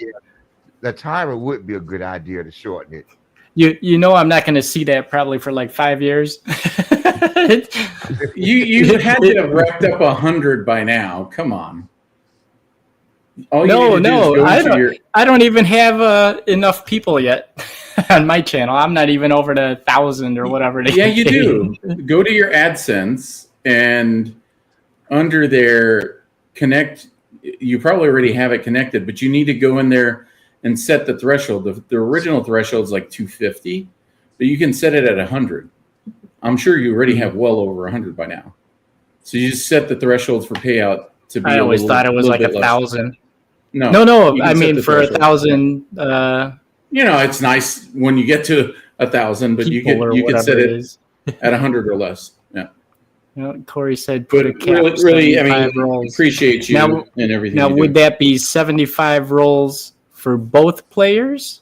Yeah, because now you're back up to an hour and a half, 2 hours. I was saying, 20, or maybe you go 36 each person, right? That gives them a chance for every combination, technically, or whatever, or 18 plus whatever the other ones are. Because we're just talking qualifier, so yeah. What can you get done in limited amount of rolls? But yeah, go to your freaking AdSense and make sure you get paid out and whatever you have there. It's winner the YouTube of studio. Rounds is who has the most combinations after 50 rolls. That's deep.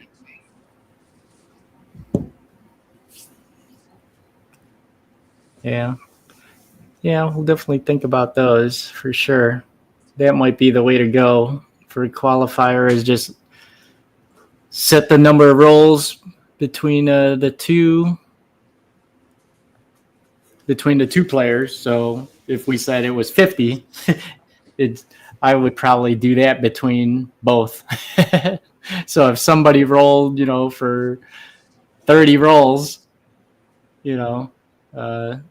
they they might have the advantage unless they were hitting the same numbers.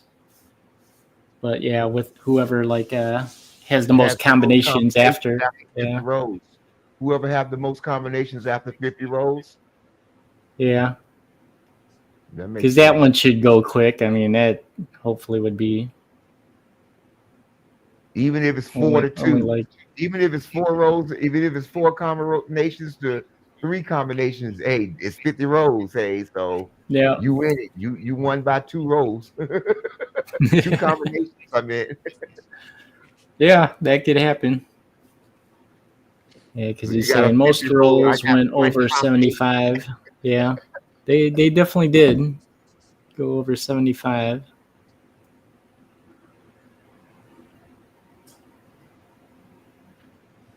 Because I think even if we left out the crap numbers, I think it could still go long. It's just those crap numbers aren't there. Sometimes those crap numbers come up more than the 6 and the 8. Well, yeah, we definitely saw some of that. I've seen 1,000 times where you only need the 6 or the 8 for the ATS, and it seems like, what in the world, man? Oh, there it is. Qualifying rounds would be everyone rolls, keep top 16. Yeah, that would make sense to you. You would keep 16 players. Yeah, because it has to be a proper bracket. Yeah, just keep doing the qualifier until we get down to 32, 6, like 8. 16, 8. Or the, it's not head-to-head, I think is what he's saying. Yeah, but it still needs to be a proper bracket. Yeah, but if there's 45 people and you and Arnell are shooting against each other, if you're number 1 and he's number 2, you both. But it's not a duel until you get to the top 8. It's not a duel. It's just, it's just that makes competition. Yeah, it's just qualifying until you get to the top 8. Yeah, that makes sense to me. You need to qualify to the dance to be in the dance. That's the hardest job. Because that way it's you can just have each one just roll and they can roll anytime. Yeah. You don't have to coordinate, when they have to match up. Right. Yep. Until it gets to the end. Top 8. Down to the top 8. Yeah, that makes sense. There we go. Definitely make it go quicker. I think you're coming to a consensus. Yeah, some sort of qualifier for sure. Gotta have that. We'll just have to figure out how that looks. And then, we need to come up with the rules that we want to use, like y'all was saying, seeing the dice, a dice check to make sure we're not, in any game. Yeah, verification. Yeah. And we gotta hit the back wall rule. Oh, that so well, if you can't hit the back wall, is it a warning? If both don't hit, it doesn't count. That could favor the person, and then it's lengthening your time. Not even within 6 inches of the back wall, it's pretty easy. Yeah. E1. Yeah. No, I'm not even talking about E1. E1's got a ton. I can't believe you can't hit the back wall. Hey, the dice are heavy. Let's just be understand. We know the dice dig in there. Hey, that's a good rule, though. If you don't hit the back wall, that shot don't count. Hey, dice hard. Or if you don't hit the back wall 3 times after being warned, you get that you lose. Hey, I even like. That yeah. Are you trying to finesse it or what? Right? Dice pulled, too heavy. Yeah, I'm with that. Jim said, is this a cruise challenge now? Yeah, I still haven't played on a cruise ship that doesn't call the roll. Oh, you haven't been then. I don't know if I'd like that. On Royal Caribbean. Because that would just kind of piss me off. Especially if people are doing it a lot. Saves you from a 7 sometimes. Yeah. And what they don't understand, we don't like the short rolls because sometimes the short roll will make the red come. Yeah, You know well, what I'm because saying? one hits the wall and one doesn't, and you're practicing that both hit, and so you get a totally different combination. That's Typically. Yeah, you're getting a different outcome. That's deep as all out. That's what I try to tell them. Yeah, I'm not trying to do that. Now, if they both came up short, actually, that is in my favor. If I'm on a hardway set, I typically don't get a lot of sevens out of that. The only thing you need to avoid is a split. But Yeah. I'm not purposely trying to do that. Now, there was a night where that did happen, and I did pretty well. Corey says he's seen a box ban a player from shooting 24 hours. I've seen. Oh, they've taken the dice from me. Taking the dice and pass it. I've seen them like when the players act up, ban them. Ban them for like 30 days. Yeah, we've seen all sorts of stuff. Yeah. Crazy. They want me on my first time. I'm on my 8th roll, and they say next time, the first time it didn't hit the they wall, were really on. we're gonna have to take the dice out, Rod. I'm like, oh my Juliet, they were really on Giuseppe for a long while. Until we started giving them cannolis. Yeah. Fuck that. Give me my cannolis back. You mean? Yeah, crazy. Well, we know Hollywood. One of the time, what one of the pit bosses had said to him was they got yelled at, all of the managers, for not warning him because he came up short on one of the sessions, and the table did really well, right? And that if they don't warn him, that they're going to be in trouble. After they started warning him, and he just adjusted, it was fine. A couple of times after, but yeah. Yeah, most places are supposed to warn you anyway, because that's their rule. Hit the back wall.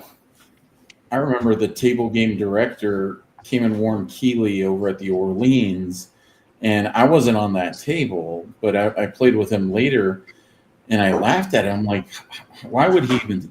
He's like, I need you to hit the back wall harder, because he was doing a tumbling toss. Right, and it was tumbling, and they weren't hitting the diamonds; they were hitting the base, the bottom. Yep. Yeah. Oh, I know. I've done the toss like that before. Until it's only good if like you're by yourself. There's no chips in the way, and then. But yeah, they'll start to get on you, especially if you're making money. Harder. So, am I hitting the back wall? No. He literally said, if you don't hit the back wall harder, I'm gonna ban you from all Boyd casinos. not that he was gonna be kicked out of that one or taking the dice. I'm gonna ban you from all Boyd casinos. And so he was all like crazy. I'm like, dude, you should have just called the GM down and said this is ridiculous. I would have laughed at him. But then again, my stature there, because I'd been a player for so many years, he would have never told me that, because he knows damn well that I would have told his boss that he's full of shit and he needs to be sent back to the Gold Coast where he came from. So that just goes to show y'all that the casino do believe that we can control our shot. Y'all must believe it, because they know that the wall's there to protect the casino, right? To randomize the dice. They want it to bounce up and hit the diamonds. Yeah. They don't want to see it just tap. Because when I was doing that tumbling toss, they've told me many times, like, we want it 3-4 inches above the deck, type of thing, that they want to see the dice. Well, because the other thing that they had previously, before they went to like some of the new felts, they had people sliding the dice. And if you slide the dice, if you get enough momentum and whatever, and there's, like you said, if there's shit not in the way, technically it's not even going to tumble. You could technically slide it all the way to the end with the same set that it started. Yeah. That's one way to cheat. And what about the people that do the bowling alley shot, where they bowl the dice all the way down and they just That's fine, but in this case, they were telling him you needed to hit it harder because they didn't want it to hit the small base of the wall. They wanted it to hit higher, like Arnell was saying. Yeah. That is pretty right. Sir, we're gonna have you to hit the wall a little harder. Yeah, we need you to hit it harder. Yeah, harder or toss higher. I've already hit the fucking wall. What are you talking about? Get the fuck out of here. Jesus. I've even seen people toss it way up in the air and come back down, and they're like, no, you can't do it. We don't want you to do that. We need you to keep it eye length of the 4'5" dealer that we have in here. Can you get him some high heels? What the fuck? Yeah, we've seen that too. They talk about the dice got to be eye level. Well, what about the guy? Yeah, that guy's 4 foot. He's a fucking munchkin. Why do I have to have a stick that's like below average height? I'm throwing it average height for a male in the United States. Okay, 5'10". If the stick person is short, they should be standing on some type of box so we can have some type of, Yeah. I was being a dick, and I realize that, which I can be sometimes. True. That's funny. I didn't heard it all. He was grumpy Alfredo, huh? I was being grumpy Alfredo. That happened to me. We don't want to be seeing the aisle. Leave grumpy Alfredo in Texas. Yeah, man. April had gotten me a suite when I was over there at Juliet, and she's just watching me, and Giuseppe's there, and she's like, "I've been watching you, and you seem like so pouty faced the whole time." She's like, "But I got you a suite." And I was like, "Oh yeah, I'm happy about that." I'm like, everyone's throwing like shit. Am I supposed to feel happy about that? Everyone's making me lose my money. Let me lose with a smile. Yeah. Let's go. Yeah. We hate That's losing. why I don't like the full table, because that happens too much. You just need to recognize it, right? And we don't mind the full tables if they're smart enough to keep the chips out of the way. Yeah. That was one of the good things about Royal Princess. No one had any chips in the way. So we at least had the wherewithal to do that. But the pace of the game was so bad with Giuseppe and I on there, because everyone had a different strategy. Someone regressing at 2 rolls, another person regressing at 3 rolls. At 5 rolls, someone had a regression. At 7 rolls, someone had a full regression. And this, mind you, these are dealers that are like not great at dealing craps. They're learning the game. Not only to make that worse, people are betting like fucking maniacs. You have people starting at 440 inside, another person 150 inside, which is like 66 and 8, 15, 5 and 9. Another person 110 inside, another person across, another person minimums. And it's like everyone's doing something different. Well, and you're trying to get most of those dealers on the cruise ships are green. Yeah. It's just like, they ain't used to that. Yeah. That's why before I go take my bankroll and go pay for the fees and all that, I'm going to Lake Charles. That's my ship. That's my cruise ship. Lake so Charles. Which one do you like the most out of Lake Charles? What table? I like playing at the Horseshoe on the table that's right at the column. There's a column where you're back. The one on the left or the one on the right? The column would be the one over at Golden Nugget, right? Yeah, Golden Nugget. At the Golden Nugget. There's a column. Yeah. The table with the column and the table beside the crapless table. I like those 2 tables, and I like the main table they shoot on at the Horseshoe. I like that table a lot. Yeah. Yeah, Lake Charles, there's a lot of people that play the don't over there, so you need to be careful because they'll start building mountains, man. And it's nice if you could beat them, but they start ganging up and building like a fucking fortress too. Yeah, guess what? On my practice table, I got a dope right in the middle. It's crazy. I got chips stacked up right in the middle of my table. I don't play with a bare table when I practice, and I got a don't player right in the middle. So I love playing. I'm glad you got your chips in the way because that just makes me concentrate more. Yeah, put your chips in the way when I'm still an obstacle though, but yeah. Like the horseshoe and LaBerge, they don't have like the full thing around. So even don't players that are on the side put their shit sometimes because there is one in the front close to the stick, but then the other one's only right in the center. And so they're just stacking it like right where you would want to typically land the dice. I got my don't right where you land the dice at right now. When I don't think I'd be playing a table like that. Yeah, I'd rather walk away. God damn. Yeah, I'll walk away or whatever. I think there was someone that said, "Oh, we're looking for a shooter," and then they jump on the don't and like, what the fuck? Yeah. You know, you're looking for a shooter so you can get against them. What a dick! That's crazy. I'm trying to shoot the don't guy out of there. Put yours in the middle. Put your money right in the middle of the don't. And I'm going to tell you, I'm going to avoid your chips every time. Oh, you tell Fuzzy you have a lay bet, you can bet assured he's going to fucking hit it. Oh, my God. Never do that. Giuseppe did that to Corey a bunch of times. Corey's like, I'm just betting this to have a hedge. Boom. Boom. But then you got place bets. Yeah. That's why we don't play the don't. All the way. That is funny. Now, because every time I did play it, it got whacked. I'm like, what the hell, man?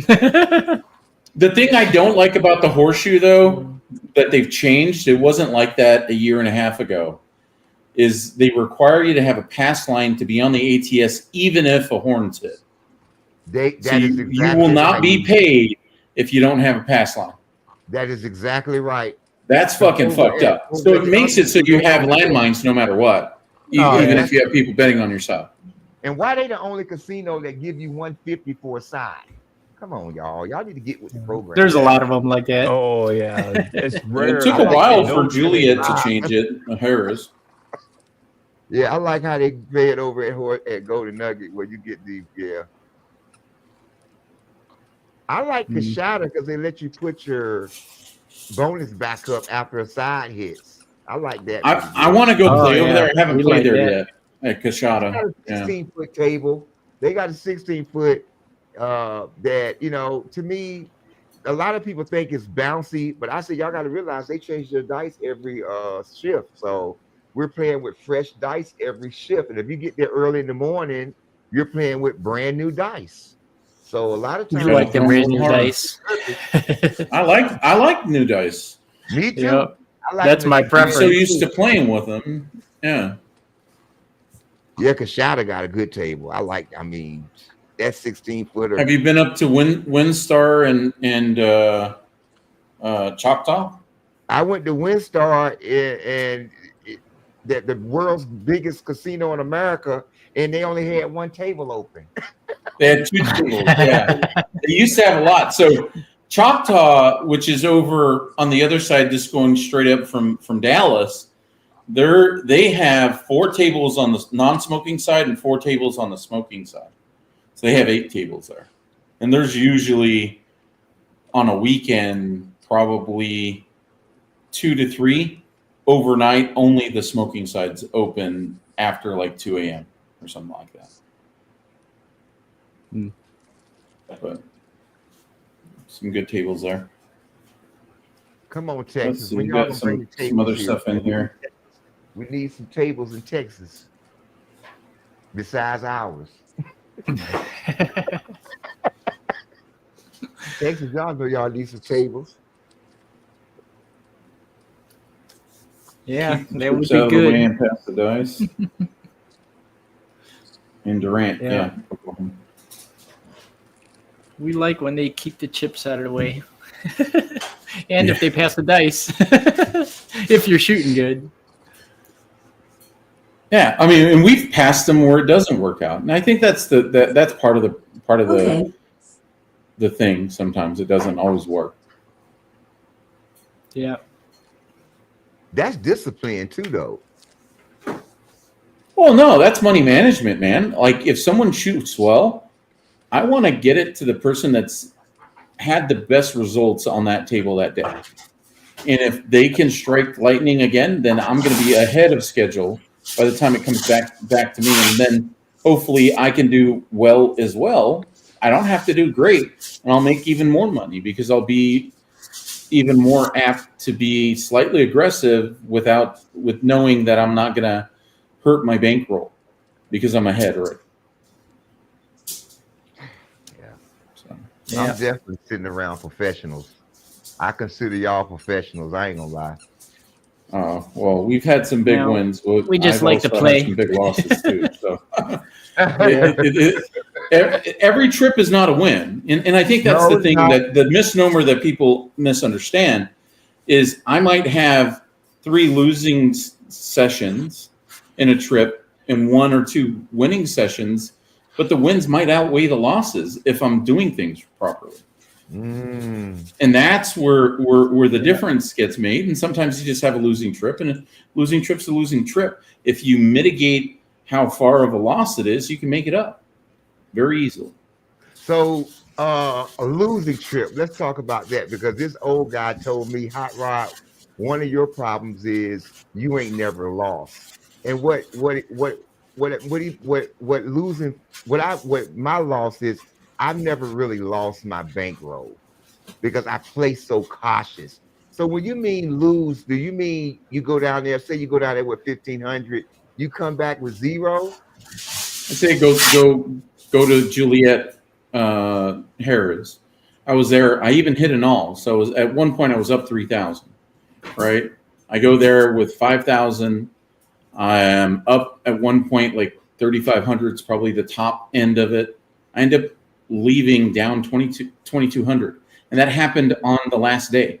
At one point on the last day, I was still up 1,800, and played enough to have a $4,000 swing. Which means he stayed too long. I stood too long. Yeah. Corey had a great roll, made us all money back. One of the guys was a little late to getting to the table that day, and I decided to play with the person. And it was a little bit at a time. I think I had 3 people in a row, or 4 people in a row that PSO'd, including myself. So I was the 3rd person in there. And progressively, I started my bets higher. So I was at 220 inside. I was up 1,800, right? Then the next person, I go to like 3-something plus quarter. That's a PSO. Then I go on myself about 330 inside. I get the 4 and 10, and I'm quarter, and I PSO on myself. And then Ben, I even bet higher. He had a 5-point fire bet the last time around. I'm like, there's no fucking way. And I bet like a fucking maniac. I think it was like 700 across, and he PSOs. And so you could easily have a crazy swing where I should have never bet that much within a 4-player swing, even if it was on myself to start like that. If things were bad, you pump the brakes and go back down to 110, right? But I didn't do that. It is what it is. I'm trying to get to that betting level like y'all are on. I mean, like, still you got to have the. I'm not there. I'm working at it at the table. The most I've won, to be honest, the most I've won since I've been throwing the dice, the most I've ever won was in for 1,500, out for 37. That's the most I've ever won playing the dice. And my partner, he won way more than that. Because I was playing scared. He didn't think I was playing scared, but I was. And that was because I did a 53 roll, and then the next day the guy did 66 rolls. But I still think I should have been going home big like everybody else was. Yeah, but that's the most I've, because I play real. It's all in hindsight, as long as you got in the green. I'm a reluctant player. When everybody, the guy beside me got black chips, green chips, here I am with red chips. And I'm at the same table these guys are at. Yeah, but sometimes they're buying in for more, right? Or they're risking more, to start with. And so, I've seen big players go and show a $1,500 win, but what they didn't tell you is they bought them for 10,000. That's 15% of their fucking bankroll. That wasn't a big win. That was like that was a very small win. And so, understanding what people buy in for and what they cash out on, you can teach someone how to be more aggressive and how that will scale. But again, like I said before, if you earned it at a lower level going up, if you start betting higher, you're going to give it back faster. So you need to make sure you build a bankroll beyond 1,500, right? You got to build a bankroll up to 12,000 and say, okay, now I don't feel like losing 3,000 is going to be resetting all my bankroll, right? You can absorb something like that. Maybe you don't lose the whole 3,000 that you go over with. Maybe you only lose 1,500 of that. But you're able to be more aggressive because you're going to my last question. On a $15 table, what is a safe, what is a safe buy-in for a $15 table if we're trying to be at the table for a little while? Arnell, what would you say? You do things a little different. If I'm going by myself, it'll be 500. That means you bet good. If I'm meeting up with people, it'll be double that because I'm already expecting. I would say 750 because if you're going to play the bonuses, you're going to play some come out action. You're going to vary a little bit. That still gives you enough for 66 inside. But that's still me, just betting a couple numbers. Maybe you bet differently and gives you 20 shooters. So I'm on the right track. I practice with $1,000 I'll start over $1,000. If I lose the session, I'll start back over $1,000. So I'm on the right track. Yeah. Okay. Cool. Yeah. Once my recovery 110, you better buy in for more than 1,000, or you're going to be rebuying pretty quickly if it's bad, because it adds up fast. You might only have 2 shooters. What do you guys think about the $25 table that's turning into the norm? There's ways to get around it. Yeah, I think it's gone the opposite direction, but there's ways to play, an iron cross type scenario. You want to get your 6-8 up to like 42, so it's going to pay 50, so you're at least winning something. It does good to be at 30 on the 6-8 and you get paid 30, but you have a quarter on the field, right? You're getting $5, or you're going to get $10. I'm on the right track. I'm on the right track. That's all that matters. I'm on the right track. The big thing about a quarter table, if you're buying it for 500 or less than 1,000, you cannot try to go full across unless it's a really long roll. You need to be on 2 to 3 numbers. Let them hit and scale up, get some profit from it first, and then spread.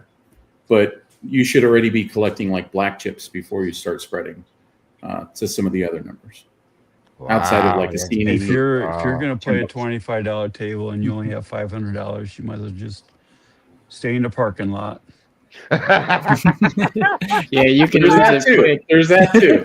Don't try to go underfunded to a table that you're not set up one for. Roll. You got enough for one roll. You don't have enough for 5 rolls. 5 guys. The first you'll 3 be guys there. You'll be there in 15 minutes. Your turn to shoot. That's fine. Yeah. That is so powerful. I ain't gonna lie. You drove all the way there with $500. You walk in, all the $25 table. Go back to your car. Yeah, you get up there and you make a minimal bet on the guy ahead of you. Then you do your shooting. Yeah, you better be on. You got to rely on yours. Yeah. Yeah, that's why I still don't get you guys. If there's 2 tables there, one's empty, the other one's packed, and you guys are all going to go to the full table. I'm going to the empty table now that I know what I know. Absolutely. I didn't know it first. Even if there's if there's only 3 people at that table and the other one's empty, you're not, Arnell's not going to go to the one with 3 people on it. I'll tell you, you're going to probably make more sometimes on that quarter table because it forces you to play at a higher level. And if it's at least choppy good, you're probably going to fare better than playing on a $15 table trying to get through everybody. Yeah. Bad part is when I go to the empty table, it's not empty that long. I'm like, God damn it. Well, that's a good thing. You guys stay over there. You know, but it's all good. It is what it is. at least you got your spot. Yeah. That's usually. It's easy to get straight out. It's easy to get the straight out position. Oh, they know that that's the spot I like. If I want to win money. Yeah. Only because I was forced over the years to play it. I used to play stick left actually. But then it was never free for me. You shoot like a straight out shot from your position though, right? He doesn't kind of, I guess. Are you swinging your shot, or are you shooting straight out, like from the stick left or stick right? Are you shooting forward, or are you swinging the shot? No, well, lately now I've been doing parallel to the back wall, so. So is your shot straight forward, or do you do the swing across shot? Nope, straightforward. Yeah, that's what I've been practicing. I've been practicing stick to right, and where I can still do the straightforward shot a little closer. To me, I gotta have more control though than you do when I'm shooting from straight out. Yeah. But I want to learn that stick to position, stick to right, where I can still shoot straight out. It's just I got a closer shot. Yeah. Corey said he had to play at a $50 table in New Orleans if he wanted to play, and it was with a $1,400 buy. Jeez. It's expensive. Yeah, $50 table. No, I won't do that one. 25 is probably the highest I'd go. I've never played 50 before. LeBurge is like that sometimes. LeBurge is like that all the time. Every time you walk, and now they done got rid of the shoot the win table. Every time you walk in there, their tables are $25, $50. Well, because they got so many other craps options like bubble craps, stadium craps. Well, yeah. So they got rid of the practice table. They used to have a practice table that opened late nights. It closed at 2 a.m. on Saturday. And that would be a $10 table, but the max was $50 bets. You couldn't go over 50. Last time I played practice table. Yeah, it was a training table for their dealers. Well, last time I was on that so they did it lower. Last month, it was $15. Yeah, they still had a $15 table when I went the last time. I think they're getting pressure too that just be able to stay open. But if someone goes on a big roll, bump right up. Next shooter, no grandfather clause. And I think that table's shorter than 12 foot, right? Yeah. That looks like that's like because like at Golden Nugget, I think their tables. LeBurge is good for slots and other table games, but not for craps. I mean, I don't know. I've not had like a ton of like Horseshoe. I've done really well at. I've done really well at Golden Nugget. I wouldn't say LeBurge. I probably want to go and figure out how. I like Golden Nugget and Horseshoe. That's my spots. And Cachada, yeah. Yeah, because the thing about don't nobody like the drive, but I got rooms at Cachada. I need to go down there. Yeah, well, I get rooms for free at the Horseshoe. The problem is sometimes it's just like the play there isn't really worth it. I like playing there because you can play there by yourself and ain't nobody there at the table but you. Yeah, I got to play there for an hour on my birthday by myself. I was at the table for a whole hour on September 30th by myself for a whole hour. Turning up. Yeah, I still have to play all those casinos. Lake Charles, Yeah. Yeah, that's my. Maybe one of these days when you get down here. Yeah, one of these days. We have We'll 4 do it. casinos we can play at right in the same vicinity. We got to drive a little bit to get to the Coachella, but pretty much when I'm down there for 2 days, 3 days, we play. We try to at least throw the dice on at least all 3 of the casinos, and then if we feel like going to Coachella, we'll drive down there. You can catch their tables being $10 a lot more than you can when you get back to the other 3. Yeah. They don't want a $10 table with me. I'll figure out a way to stay and figure it out. See, that's what I they like. learned that lesson twice when I was over there, and I cashed out for $13,000 and $11,000. So wow, they said they're not going to do that no more. That's deep, man. You know what? I need to come to your seminar. Antonio out there, Mad Dog. What's up? Yeah. We just shooting the shit now. I think we figured out. You guys, I got a rehearsal tomorrow, and I'll see y'all later. I got to get some sleep. Oh yeah, we're gonna get going. Congratulations, champ. Yep, hot rod. Thank y'all so much for letting me be a part. So that means that the next tournament you're not automatically in the final. you got to rough it out each time. I want to be in the qualified. That's the best way, you guys. We'll have to figure it out. Qualifier thing, and hey, you guys, if you want to be in the top 8, you got to get on your game. That's all it is to it. If you want to be in the top 8, get on your game. I got to be the first one to lose to Hot Rod. Man, you had me so nervous. You had 7 combinations before I was. Yeah, he went up against some good shooters, some pros. Yeah, Elise had like what 75% of the board filled out before you even got to shoot, Fuzzy. Something like that. I beat her once, and then she beat her on that one. I was like, what the hell? I played her in the top bracket, and I lost to her in the bottom bracket. That definitely was interesting to see some people come back from being like way far behind. Yeah.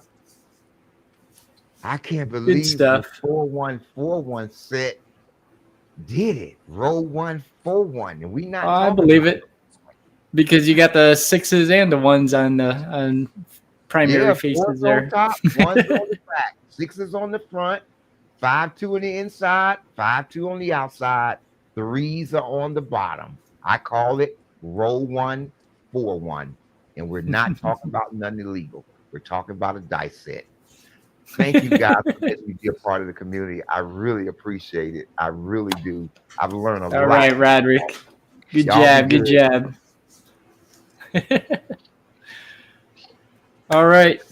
Greg, Fuzzy, Alfredo. We're gonna. Hey, we need to see another monster. See you guys soon. Yeah. We have to keep up with your. That's the plan. Post-incraptionation. Let's get some chips printed out so we can show a big color up or something. We need somebody to keep track of rolls. Yeah, we got Corey for that. I don't think he's been keeping track though lately. Yeah. We'll figure it out. Fuzzy did a little reconnaissance with all right. Giuseppe. See you guys. Where at? Later on. Okay, bye. All right, guys. We'll see you at the table sometime soon.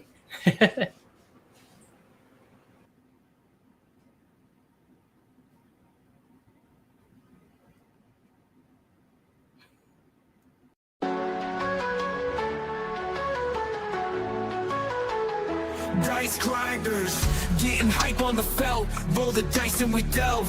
Step into the table, ain't no pity for self. Yo, the game's on, money long, jackpot in the palm. Bouncing off the wall, got my squad staying calm. 7-11 ringing heaven, ain't no bet. I'm regretting, crack the code like a legend. All the stacks we collected. Throwing bones, street lamps and sorcery tones. In the zone, Game of Thrones, watch it flash like a phone. Dice grinders, popping collars, no fear in the eye. We on fire, building empires, striking higher than sky. Bankrolls, heart and soul, let the fervor ignite. Victory tonight, it's the gambler's delight.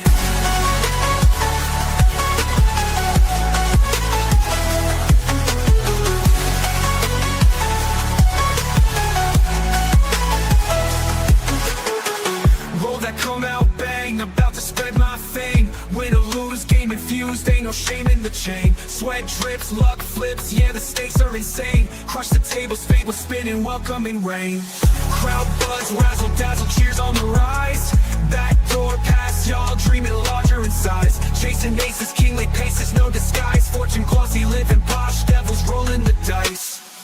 Dice grinders, popping collars, no fear in the eye. We on fire, building empires, striking higher than sky. Bankrolls, heart and soul, let the fervor ignite. Victory tonight, it's the gambler's delight.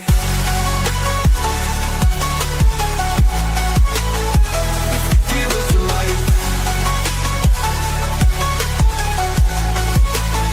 It's the gambler's delight.